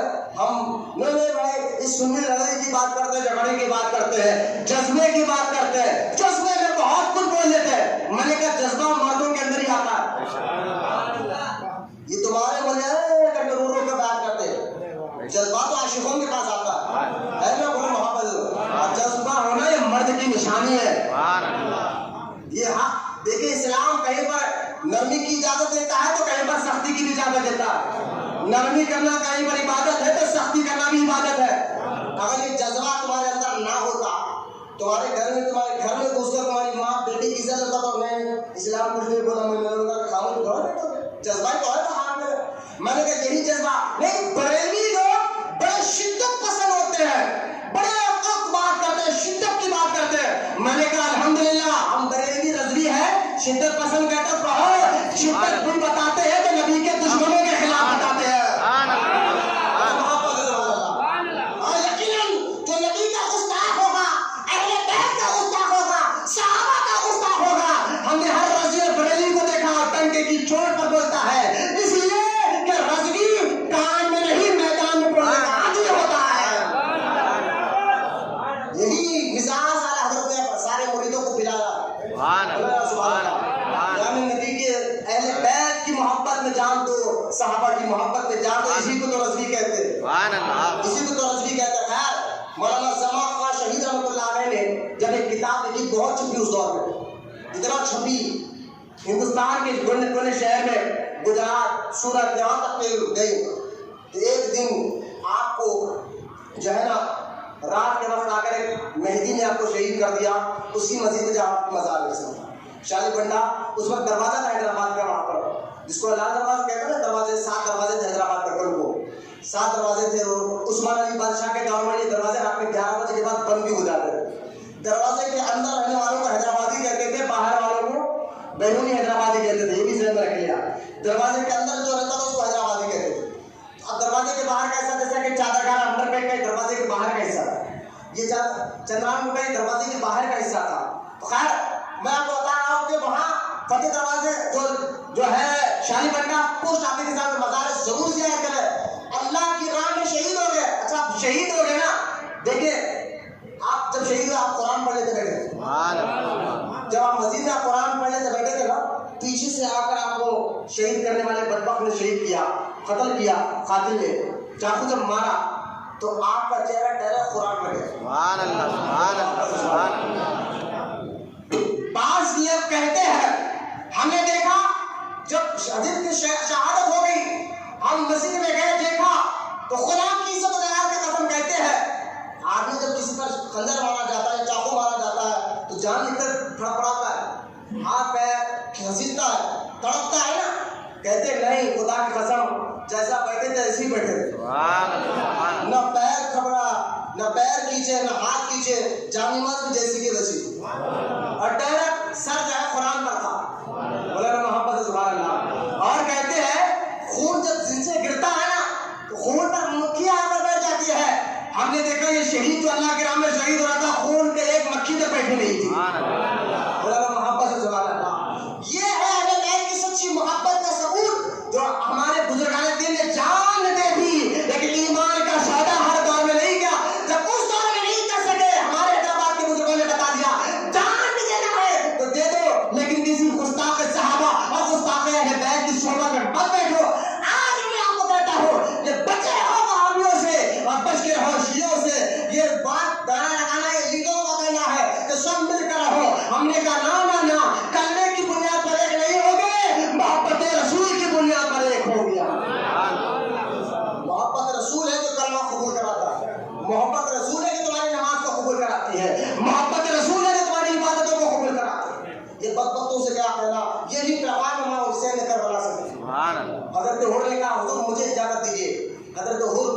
میدان میں آیا. پہلے دور میں جنگ کیسے ہوتی تھی؟ ادھر سے ایک آدمی آتا ادھر سے ایک آدمی. جب ادھر والا بھاری ہوتا تو ادھر سے دو آتے. پھر یہ آدمی دو پر بھاری ہوتا تو تین آتے, چار آتے, پانچ آتے. جب ایک آدمی 5 6 10 پر بھاری ہوتا تو پھر 100 100 200 ایک آدمی پر اٹیک کرتے. یہ روز ہوتا تھا.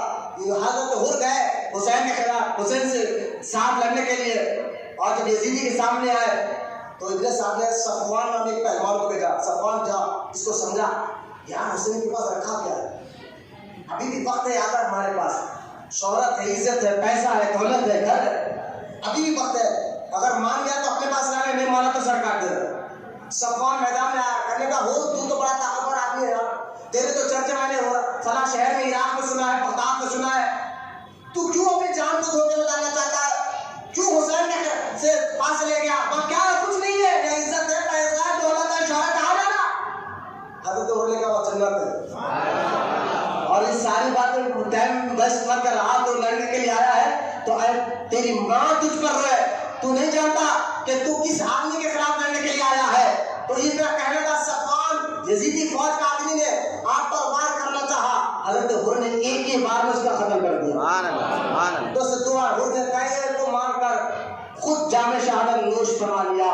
حضرت حر کی شہادت کے بعد حضرت کئی امام حسین بھی جو مرید آئے تھے وہ ایک ایک کر کر سب شہید ہوتے رہے, یہاں تک کہ عبداللہ کلبی نام ایک شخص تھے جو کربلا کے پاس گاؤں میں گھر میں رہتے تھے. ان کی شادی ہو کر 3 یا 4 دن ہوا تھا. وہاں ایک بار یہ کام سے گھر آئے تو ماں کو دیکھا رو رہے, ماں کے ایک لوتے بیٹے تھے, ماں کو دیکھا رو رہے تو آپ نے کہا ماں روتی کیوں, کیا بیگم نے میری بیوی نے کچھ کہا؟ نہیں بیٹا کچھ نہیں. تو کیوں روتے ہو؟ کہا بیٹا ابھی میں نے سنا ہے کربلا میں یزیدیوں نے حسین کو گھیر لیا, میں اس لیے رو رہی ہوں, کاش اگر میرے اور بھی بیٹے ہوتے, تیری بھی نئی نئی شادی ہوئی, اگر اور بھی بیٹے ہوتے تو میں ان کو لے جاتی حسین کے غلاموں میں دے دیتی, اور حسین کے نام پر وہ قربان ہو جاتے, تو کل قیامت کے دن میں اپنا سر فخر سے اونچا کر کے کہتی میں وہ ہوں جو اپنے بیٹے کو حسین کے نام پر قربان کر دیا. اس نوجوان نے جہاں عشق لیے اللہ رسول سے ایسا ہو, کہا ماں یہ بات ہے نا, میں جاؤں گا لڑنے کے لیے. کہا بیٹا 4 دن کا دلہا ایک ہوتا ہے, کہا نہیں کوئی بات نہیں, میں جاؤں گا حسین کے نام پر قربان ہونے کے لیے, مجھے اجازت دے. کہا بیٹا تیری تو نئی نئی شادی ہے, دلہن 4 دن کی ہے, وہ کیا کہے گی, یہ کہے باپ ماں اور بیٹے کی دلان میں ہو رہی تھی, اندر کمرے سے دلہن نے آواز دی کہ ماں میں نے بھی یہ بات سن لی ہے, میرے سرتاج کو جانے دیجیے, بلکہ میں بھی ان کے ساتھ جاتی ہوں, اور حسین کے نام پر میں بھی اپنے جان دینے کے لیے تیار ہوں. محبت ہونا بچیوں کے اندر اہل بیت کے ایسے ہونا چاہیے. تو 4 دن کی دلہن کے اندر بھی اللہ رسول سے محبت تھی, اہل بیت سے محبت تھی. ارے اپنے بچوں کو اس لیے سرکار فرماتے ہیں اپنے بچوں کو 3 چیز کی محبت بچپن سے ڈالو. فرمایا حضور کون سی چیز کی؟ فرمایا ایک تو میری محبت, دوسرا میرے گھر والوں کی محبت, تیسرا قرآن کی محبت. یہ 3 چیز کی تعلیم اپنے بچوں کو بچپن سے دیا کرو. اور ہم کیا کہہ رہے ہیں یہ تو ہم جانتے ہیں, میں ہر کوئی ہم کیا دیتے ہیں بچے کو ایکٹر بنانے کے لیے, کس کس کی موویاں دکھاتے ہیں, کس کس کے ایکٹروں کے باتیں سکھاتے ہیں, فلاں ایکٹر کا نقل کر کر بتاتے ہیں, تو بچہ تو ایکٹر بنے گا ہی, بچہ تو جو ہے ایسا نامراد بنے گا ہی. آواز نکالنے پر جو بچہ ڈرتا ہو وہ میدان جہاد میں تلوار کیا سنبھالے گا.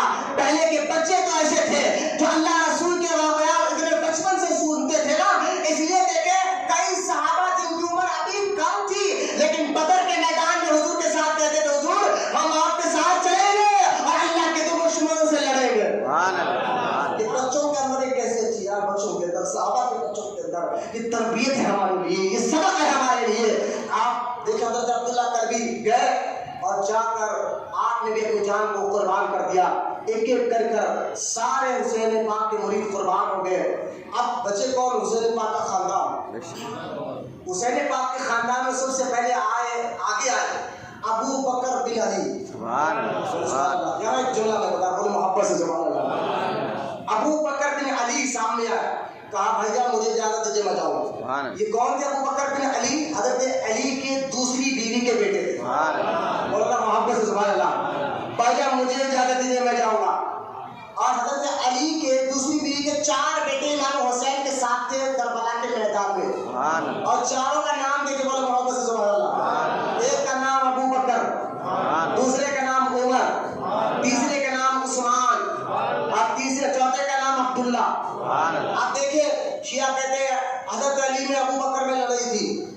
حضرت ابو بکر عمر بنتے نہیں تھے آپس میں. آپ مجھ میں اگر معاذ ان کی بات مان لی لیا جائے, لڑائی بھی ہوتی, دشمنی بھی ہوتی, تو اپنے بچوں کا نام کوئی دشمنوں کے نام کیسے رکھتا؟ خود حضرت علی نے اپنے بیٹے کا نام ابو بکر رکھا تھا, عمر رکھا تھا, عثمان رکھا تھا. یہ شیعہ خیروں کے باتوں میں آ کر اپنے ایمان اور عقیدے کے برباد مت کرے. ابو بکر بن علی ہے, حسین پاک سے زیادہ وہ بھی شہید ہوئے. عمر بن علی ہے, وہ بھی شہید ہوئے.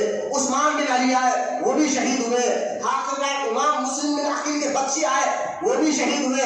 بی بی زینب نے کہا بھائی جان جب تک میرے بیٹے زندہ ہیں آپ میدان میں نہیں جائیں گے. یہ کہہ کر اپنے دونوں بیٹے, بی بی زینب جو نام حسین کی سگی بہن ہے, اور محمد, ان دونوں کے بعد بھیج کر یہ بھانجے بھی شہید ہوئے. آخرکار جب بھانجے شہید ہوئے, بھائی شہید ہوئے, عباس علمبردار شہید ہوئے, تو امام حسن کے بیٹے حضرت امام قاسم جو 18 سال کے نوجوان تھے وہ آ گیا.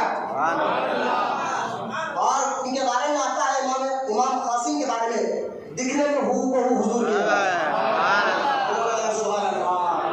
حضور کی طرح تھے. یزیدی فوج کا آدمی کہتا ہے جب امام قاسم تھے 18 سال کے, جب یہ میدان میں آئے نا, میدان میں ایسا دکھتا تھا کہ چاند کا ٹکڑا زمین پر آ گیا. امام قاسم آ کے کہنے لگے چاچا مجھے اجازت دیجیے, میں جاؤں گا. کہا تم میرے بھائی کی ایک نشانی ہو, میں تمہیں نہیں بیچ سکتا. تو کہا امام قاسم چاچا میرے والد نے مجھے ایک تعویذ باندھی تھی بغل. کیا باندھی؟ کیا تعویذ ہے نا, امام حسن کے بیٹے. سبحان اللہ, سبحان اللہ. جہاں سے دین نکلا ہو ان کی خاندان کو بات بتا رہا ہوں. یہ تعویذ ڈالنا شرک اور بدعت جو آدھی کہتے ہیں اس کو سمجھ آیا. امام قاسم نے کہا چاچا جان مجھے میرے والد نے تعویذ باندھی تھی. کہا تھا جو سب سے زیادہ مصیبت کا وقت آئے نا بیٹا, یہ تعویذ کھول کر پڑھو. سبحان اللہ. اور اس سے بڑی مصیبت کیا ہوگی کہ کربلا میں دشمن ہمیں گھیر لیے ہو اور آپ کے جان کے پیاسے ہو. میں نے اس کو کھول کر پڑھا, اس میں لکھا تھا بیٹا ایک وقت آئے گا. امام حسین کے بیٹے کے تعویذ میں لکھا تھا بیٹا ایک وقت آئے گا میرے بھائی حسین کو یزیدی گھیر لیں گے, اس وقت تو ان کا ساتھ دینا اور اپنی جان کو قربان کر دینا. بڑی سینے سے لگایا, بڑی مشکل سے ان کو اجازت دی. اور جب وہ میدان میں آئے, ابن سعد نے کہا یہ علی کا لال ہے. ابن سعد نے کہا ارزق نامی ایک پہلوان کو تو جا ایک سلم. وہ ارزق کہنے لگا میں وہ ہوں جو عراق اور ایران میں میرا نام لینے سے لوگ ڈرتے ہیں. میں 1,000 آدمی کو اکیلا مارتا ہوں, اور یہ 18 سال کا نوجوان میں نہ مر جاؤں. ارزق نے کہا, ابن سعد نے کہا یہ علی کا لال ہے. سبحان اللہ. کسی کہنے والے کیا خوب کہا کہ علی کا بیٹا بھی وہ بیٹا ہے, جہاں بیٹا ہوتا ہے وہ شیر خدا نظر آتا ہے. آپ دیکھیے حمزہ, اسد اللہ, کرار, یہ 3 نام ہے نا, حمزہ, اسد اللہ, کرار, یہ تینوں نام بھی شیر کے. کیا ہے؟ شیر کے نام ہے, شیر کے. حمزہ یعنی شیر بیٹھا ہوا دیکھ رہا, اس یہ کیفیت کا نام ہے, شیر کی کیفیت کا توجہ کرنا. یہ 3 نام شیر کی کیفیت کے ہے. شیر جب بیٹھا ہوا ہوتا ہے نا اپنے شکاری کو دیکھنے کے لیے, اس کو حمزہ کہتے ہیں. بولے سبحان اللہ, بات کو سمجھو اس کیفیت کو. اور جب شیر اٹھ کر کھڑا ہو کر ریڈی ہوتا ہے نا شکار پر حملہ کرے, اس کو جو ہے نا اسد اللہ کہتے ہیں, اس کیفیت کو. اور جب شیر پیچھے ہٹ کر پوزیشن لے کر دشمن کو وار یا شکار کو وار چیر پھاڑ کر دیتا ہے, اس کو حیدر کرار کہتے ہیں.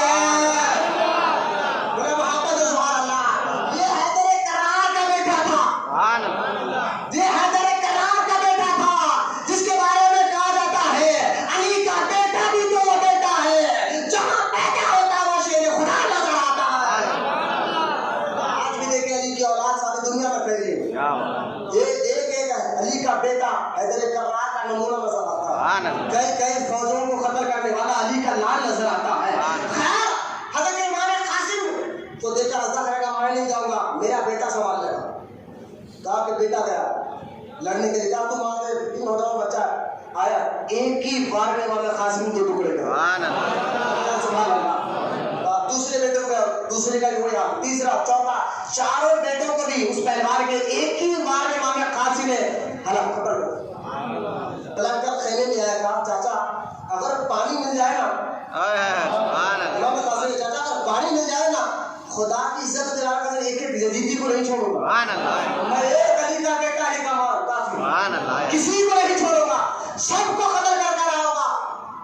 تو امام حسین نے کہا بیٹا پانی تو نہیں یہ زبان ہے، اس زبان کو میں نے بار بار حضور نے میرے منہ میں ڈال دیا، آج میں تیرے منہ میں ڈال دوں۔ تھوڑی طاقت آئے، ارسطو نے کہا میرے بیٹے کو مارتا ہے، کھولا لیا آگا بڑھا، کہا تو جانتا میں کون ہوں؟ میں وہ ہوں، میرے نام سے 1,000 آدمی ڈر کر بھاگتے ہیں، تو نے میرے بیٹے کو مارا اور تو مجھے اب میرے سے مقابلہ کرے گا۔ امام قاسم نے کہا گھوڑے پہ بیٹھنے کا طریقہ پہلے سیکھ لے، گھوڑے پہ بیٹھنے کا طریقہ پہلے سیکھ لے، تجھے گھوڑے پہ بیٹھنا نہیں آتا اور اپنے آپ کو پہلوان کہتا ہے، کہا میں نے کیا غلطی کیا؟ اس نے نیچے جھکا، امام قاسم نے ایک وار کی اس کے بھی سر تنگ سے جھکا کر اس پہلوان کو ایک کی وار میں جہنم نصیب کر دیا۔ ابن سعد نے کہا یہ علی کا بیٹا ہے، علی کا ایک چاہو گے تو ایک سب کو ختم کر دے گا، لہٰذا امام قاسم پر چاروں طرف سے وار ہونے لگے اور ایک 18 سال کے نوجوانوں کو ایک 2 ہزار فوج نے گھیر کر مارنا شروع کر دیا، 2 ہزار فوجوں نے، اور امام قاسم رضی اللہ تعالیٰ عنہ بھی شہادت وہاں پر ہو جاتی ہے۔ امام حسن امام حسین نے اپنے بھتیجے کو خیمے میں لایا، سب ایک کر شہید ہو گئے، اب تنہا امام حسین بچے۔ امام حسین نے اب دیکھیں آخری وصیت میں اپنی بات کو ختم کر رہا ہوں، اور یہ وصیت پر ذرا غور کرنا، ایسی حالت میں بھی امام حسین اپنے بہن کو، اپنی بیویوں کو اور اپنے بچوں کو کس بات کی وصیت کر رہے ہیں، کس بات کی تاکید کر رہے ہیں؟ امام حسین رضی اللہ تعالیٰ عنہ خیمے میں جاتے ہیں، امام حسین کی سگی بہن زینب آ کر کہتی ہے بابا کہ بھائی جان جب بھی کوئی میدان میں گیا آپ نے اس کو تیار کر کے بھیجا، اب آپ کو تیار کرنے والا کوئی نہیں ہے۔ امام زین العابدین کھڑے ہوئے، بیمار تھے، کھڑا ہونا نہیں آتا تھا، پھر بھی تلوار کے ٹیکے میں لگا کھڑا ہو کر کہا باپ میں جاؤں، کہا نہیں تم رہو، تمہارے سے تو میری نسل چلنے والی ہے، تم رہو گے، تم رہنا، تمہارے سے ہماری نسل چلنے والے ہیں۔ غور کرے حضرت امام حسین رضی اللہ تعالیٰ عنہ کی بہن نے وہ امامہ سر پہ باندھا جس اماموں کو حضور مانا کرتے ہیں۔ یہ کیا کیفیت ہے یار، تم کو نہیں معلوم ہے، حضور جیسے اماموں کو باندھے تو حسین نے سب اماموں کو باندھا۔ روحانیت کیسی آتی ہے آپ کو اندازہ نہیں ہے؟ ایک مرید ایک ہی دن ہوا کا مرید ہو کر اپنے پیر سے آ کر کہا بابا جاؤ جادوگر بہت تنگ کر رہے لوگوں کو، پیسہ مانگتے ہیں، نہیں مانگنے والے کو پریشان کر دیتے ہیں، تو کہا تو لوڑ بابا میں تو آج ہی مرید بنا ہوں آپ سے۔ وہ اتنے بڑے خطرناک جادوگر کئی سالوں سے پورے گاؤں کو پریشان کر کے رکھے ہیں، میں کیسے لڑوں؟ تو پیر مرشد نے کہا یہ میری لکڑی دے، اور محبت سے سبحان اللہ، یہ لکڑی دے، یہ مکتوب سنانی کا میں واقعہ سنا رہا ہوں، قطعہ شریف میں جس کی مزار مبارک ہے، کہا کہ مرید کو یہ لکڑی دے ہے، اچھا جب تک یہ لکڑی تیرے ہاتھ میں رہیں گی جادوگر کا جادو تم پر اثر نہیں کرے گا۔ ارے وہ ایک لکڑی پہ اثر ہی ہے، وہ ایک دن کے مرید نے سارے جادوگروں کی چھٹی کی تھی، اور سارے جادوگر نے کہا تھا یہ مرید کا امتحان ہے تو پیر کا امتحان کیا ہوگا؟ انہوں نے توبہ کر کر سارے کے سارے جادوگر مسلمان ہوئے تھے۔ ارے پیر کی لاٹھی ہاتھ میں ہو تو جادوگر تائب ہو جائے، توبہ کر لے۔ سر پہ امام حسین کی تو نبی کا امامہ تھا، اور محبت سے سبحان اللہ۔ ارے جس سوچا آپ چاہتے نا روحانیت کا استعمال کرتے تو ایک بھی یزیدی زندہ واپس نہیں جاتا تھا، لیکن حسین کربلا میں کرامت نہیں، اپنا اختیار نہیں، بلکہ اللہ کی رضا پر راضی کیسے رہا جاتا ہے بتانے کے لیے آئے تھے۔ اور محبت سے سبحان اللہ۔ ایک میت گھر میں ہو جائے تو آدمی کے ہوش ختم ہو جاتے ہیں، رو رو کے پورا حال ہو جاتا ہے، اور ایسے رونے میں وہ کئی ایسے الفاظ بول دیتا ہے جس کو بولنا نہیں چاہیے تھا، اللہ کی بارگاہ میں ایسی شکایتیں کر دیتا ہے جس کے کرنے سے اس کا ایمان چلا جاتا ہے، اور ایسے وقت کہتے یار جان دو غم میں بیچارہ کو، اس کے باپ مرا، اس کی ماں مری، اس کا بیٹا مرا ہے، اس پر کیا گزرے ہم کو کیا معلوم ہے۔ ارے ایک میت کو اگر ہم دیکھ لیں تو ہمارے ہوش اڑ جاتے ہیں۔ حسین پاک کے سامنے بھتیجوں کی لاشیں، بھانجوں کی، بیٹوں کی، خاندان کی لاش بھی، ایک نہیں کئیوں کی لاش مبارک، 72 لوگوں کی لاش آپ نے دیکھا، پھر بھی صبر دیکھے اور اپنے ہوش کو کس طرح سنبھالا، اور آخری وصیت کرتے ہوئے اپنی بہن کو کہہ رہے ہیں امام حسین بہن اب تو میں جاؤں گا، یقین واپس تو نہیں آ سکوں گا، لیکن یاد رکھنا میری بہن میرے جانے کے بعد تو نہ چادروں کو کھینچنا نہیں، بال کو کھولنا نہیں، سینے پہ ٹھار ٹھار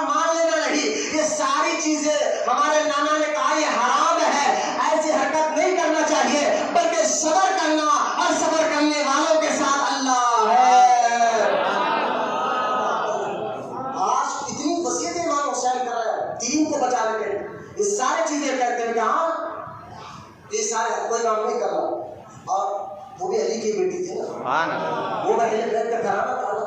امام حسین رضی اللہ تعالیٰ کی وصیت پر آپ دیکھیں امام حسین میدان کارزار میں گئے، اور جب وار ہوا شروع ہوا، آپ نے ایک کو کئیوں کو جان و مسیر کیا، کئی پہلوانوں کو قتل کیا، یہاں تک کہ دیکھ لیا یہ اب علی کا بیٹا رک نہیں سکتا۔ یزیدیوں نے دور سے تیریں برسائی، ایک روایت میں ہے 72 مرتبہ 72 زخم آپ کے سینے پر آئے، یا 72 تیر کے نشان آپ کے جسم مبارک پر تھے۔ اچانک نماز کا وقت ہوا، امام حسین رضی اللہ تعالیٰ عنہ کربلا کے میدان میں جب گھوڑے بھیجتے تو خیام کی نیز سے ہاتھ باندھا، آپ جب زمین کی طرف آئے تو رکوع کیا، اور زمین پر ٹوٹل نیچے آ گئے تو سجدے کی حالت میں تھے۔ شمر لعین جیسے بدبخت کو ابن سعد نے کہا اگر حسین سجدے سے سر اٹھا لیں گے تو پھر کسی کو زندہ نہیں چھوڑیں گے، اسی حالت میں ان کی گردن مبارک پر خنجر کو چلایا جائے۔ شمر جیسے لعین بدبخت نے آپ کے کھاندے مبارک پر خنجر چلائی، جسم مبارک کو تن سے جدا، سر مبارک کو تن سے جدا کیا۔ سجدے کی حالت میں امام حسین رضی اللہ تعالیٰ عنہ کو شہید کیا گیا۔ کہنے والے نے کیا خود کہا، ارے سنو، امام حسین رضی اللہ تعالیٰ عنہ نے وہ سجدہ کر کر بتایا۔ کہنے والے نے کیا خود کہا کہ حسین کے سجدے پر محمد مصطفیٰ کو ناز ہے، حسین کے سجدے پر علی شیر خدا کو بھی ناز ہے۔ سجدے تو اوروں نے بھی کیے ہیں، لیکن اس کا نیا انداز ہے، حسین کے سجدے پر خدا کو بھی ناز ہے۔ میں نے کہا حسین پاک، آپ نے اپنے بچوں کی لاش کو دیکھا، تلوار کو نہیں لکائی، آپ نے اپنے بیٹوں کی لاش کو دیکھا، اپنی تلوار کو روکا نہیں، آپ نے بھتیجوں کی لاش کو دیکھا، تلوار چلانا روکا نہیں، آپ نے بھانجوں کی لاش کو دیکھا، تلوار چلانا روکا نہیں، آپ نے اپنے رشتہ داروں کی لاش کو دیکھا، تلوار چلانا روکا نہیں۔ ہم نے کہا کربلا کے میدان میں آپ تلوار کو روکنا نہیں چاہتے تھے، اور روکا کیوں، بند کیوں کر دیا؟ حسین نے کہا اذان ہو رہی تھی، نماز کا وقت ہو گیا تھا۔ ارے حسین، حسین کے نعرے لگانے والوں، میرے حسین پاک نے کربلا کے میدان میں نماز کے لیے تلوار چلانا بند کر دیا، اور تم نماز کے لیے دکان نہیں بند کر سکتے، تم نماز کے لیے کام نہیں بند کر سکتے، تو تعجب ہے تمہارے مسلمانوں پر، تعجب ہے تمہارے کلمہ پڑھنے پر۔ حسین پاک کربلا سے ہی دے گے، وہی کہیں گے وہ میرا سچا عاشق ہے جو عبادت کے لیے کام کو بند کر دے گا، اور وہ بدبخت آدمی ہے جو عبادت کے لیے کام نہیں بند کرے گا بلکہ وہ کام دیکھ لیجئے، چاہے نماز کا بھی وقت ہو۔ آج تو ہمارا حال یہ ہو گیا ہے، جمعہ میں آخری خطبے کے بعد ہم بھاگ لیتے آتے ہیں، جبکہ خطبے کے ارکان ہے، جب آدمی خطبہ پڑھا جائے کوئی منڈی ہلانے کی اجازت نہیں ہے، لیکن لوگ آ رہے ہیں اور کام چل رہا ہے، دکانیں چل رہی ہے۔ اللہ اکبر، یہ امام حسین نے جب پیغام دیا ہے، حال کچھ بھی ہو جائے اللہ کی رضا پر راضی رہنا اور نماز کو کسی حالت میں نہیں چھوڑنا، یہ سچی حسینیت ہے اور یہ پیغام کربلا ہے۔ انشاءاللہ اس کربلا کے پیغام کو بنائے گا انشاءاللہ، سب مل کر بولے انشاءاللہ۔ آج سے سچے عاشق رسول صحیح سنی عقیدہ ایمان کے پیچھے آخری سانس تک ہم نماز پڑھیں گے، بولو انشاءاللہ۔ یہی پیغام کربلا ہے، یہی پیغام کربلا۔ امام حسین رضی اللہ عنہ کی شہادت کے بعد بھی ساری تاریخ کی کتابوں میں البدایہ والنہایہ میں ابن کثیر نے بھی لکھا، بہت سی تاریخ کی کتابوں میں، جب امام حسین شہید ہوئے اچانک رات دن کی 2 پہر کا وقت تھا، اندھیرا ہو گیا اور تارے نظر آنے لگے۔ بیت المقدس مسجد اقصی میں جس پتھر کو اٹھا کر وہاں سے خون نکلتا، آج بھی جو آسمان جب سورج ڈوبتا تھا، آپ نے آسمان کے کنارے لال کلر کی سرخی پن آپ نے دیکھا ہوگا۔ یہ روایت میں آتا ہے امام حسین کی شہادت سے پہلے کبھی ایسا نہیں ہوتا، جب امام حسین کی شہادت ہوئی تو اس وقت جو آسمان ہو گیا تو آج تک، آج بھی دیکھیں جب سورج ڈوبتا ہے تو کنارے لال بنا ہوتا ہے، لال نظر آتی ہے، یہ امام حسین کی شہادت کے بعد سے نظر آئی۔ یہاں تک کہ جنات جو ہے لوگوں نے جنات کے رونے کی آواز سنی، جنات رو رہے تھے، زمین رو رہی تھی، آسمان رو رہے تھے، جانور رو رہے تھے، یہاں تک کہ پرندے رو رہے تھے۔ امام حسین رضی اللہ تعالیٰ کو شہید کرنے کے بعد بھی ان لوگوں کا کلیجہ ٹھنڈا نہیں ہوا۔ امام حسین ان کے بیٹے بھانجوں کے جسم سے انہوں نے کپڑے اتارے اور کپڑے اتار کر ان کے جسم میں پاک پر اپنے گھوڑوں کو چلایا۔ گھوڑوں کو چڑھا، جس میں پاک کی ہڈیوں کو چورا چورا کیا. آج ایسے یزیدیوں کو لوگ جنتی کہتے ہیں. اللہ اکبر، معاذ اللہ. کہتے تھے وہ جنتی ہے. میں نے کہا بدبختی تمہارے نام لکھی گئی ہے. بے شک. تم کو جنت یزید کی مبارک ہو، یزید مبارک ہو، اور یزید کا ساتھ مبارک ہو. ہمیں حسین مبارک ہے، سبحان اللہ. حسین کا ساتھ مبارک ہے. قیامت کے دن اللہ ہمیں ان کے جھنڈے کے سائے تلے اٹھائے بس ہمارا یہی کافی ہے. آمین یا رسول. امام حسین رضی اللہ عنہ کو اب ایسے ہی بغیر کفر. اچھا جس دن شہادت ہوئی نا مکہ میں، عبداللہ بن عباس سو رہے تھے. عبداللہ بن عباس حضور کے چاچا کے بیٹے، جن کے بارے میں حضور نے دعا کی تھی اللہ عبداللہ بن عباس کو دین کی سمجھ عطا فرما، جن کی بے شمار فضائل ہے. عبداللہ بن عباس کہتے ہیں مکے میں سو رہا تھا، میں نے خواب میں دیکھا حضور کے چہرے مبارک پر دھول ہے، داڑھی مبارک پر دھول ہے، اور لباس پر دھول ہے. میں نے کہا یا رسول اللہ آپ کا یہ حال کیسے ہے؟ تو سرکار فرماتے تھے کہ عبداللہ بن حسین میں کربلا، عبداللہ بن عباس میں کربلا سے آ رہا ہوں. یہ شیشی دیکھ لینا، یہ بوتل، اس کے اندر میں نے حسین اور اس کے ساتھی کے خون کو جمع کر کر اس بوتل میں جمع کیا ہے تاکہ قیامت کے دن اللہ تعالیٰ کی بارگاہ میں پیش کر سکوں. میں وہاں موجود تھا. سوچو جس وقت حسین کی شہادت ہوئی ہوگی حضور کو کتنی تکلیف پہنچی ہوگی، اور حضور کو تکلیف پہنچانے والا یقیناً دوزخی ہے، دوزخی ہے، دوزخی ہے. امام حسین رضی اللہ تعالیٰ عنہ کو شہادت کی بات میں واقعہ پھر ختم کرتے ہوئے اپنی بات ختم کر رہا ہوں. انشاءاللہ آنے والے جمعہ سفر کا مہینہ ہے، لیکن میں اپنی ٹاپک کو مکمل کر نہیں سکا. امام حسین کو سر نکالنے کے بعد سر سے اتنی کرامتیں ظاہر ہوئی. سبحان اللہ. کیا کیا کرامت ظاہر ہوئی کربلا کے بعد، کس طرح یزیدی فوج کا جو ہے کس طرح لے کے گئے، کیا کیا راستے میں واقعات ہوئے. انشاءاللہ آنے والے جمعہ کو اگر اللہ زندگی رکھا میں آپ کو آخری جمعہ ہوگا اس پر کربلا کے بعد کیا ہو، کربلا کے بعد آخری بات کیا ہو. انشاءاللہ آنے والے جمعے کو زندگی اللہ رکھا اس سبب کے میں کیا رہا اس پر میں توجہ دلاؤں گا. اللہ تعالیٰ کی بارک میں دعا اللہ تعالیٰ تمام کو کہنے سننے سے زیادہ عمل کی توفیق عطا فرمائے. یا اللہ ہم سب کو سچے عاشق رسول بنائے اور ہماری نسلوں میں عاشق رسولوں کو پیدا فرمائے. وما علینا الا البلاغ والحمد للہ رب العالمین.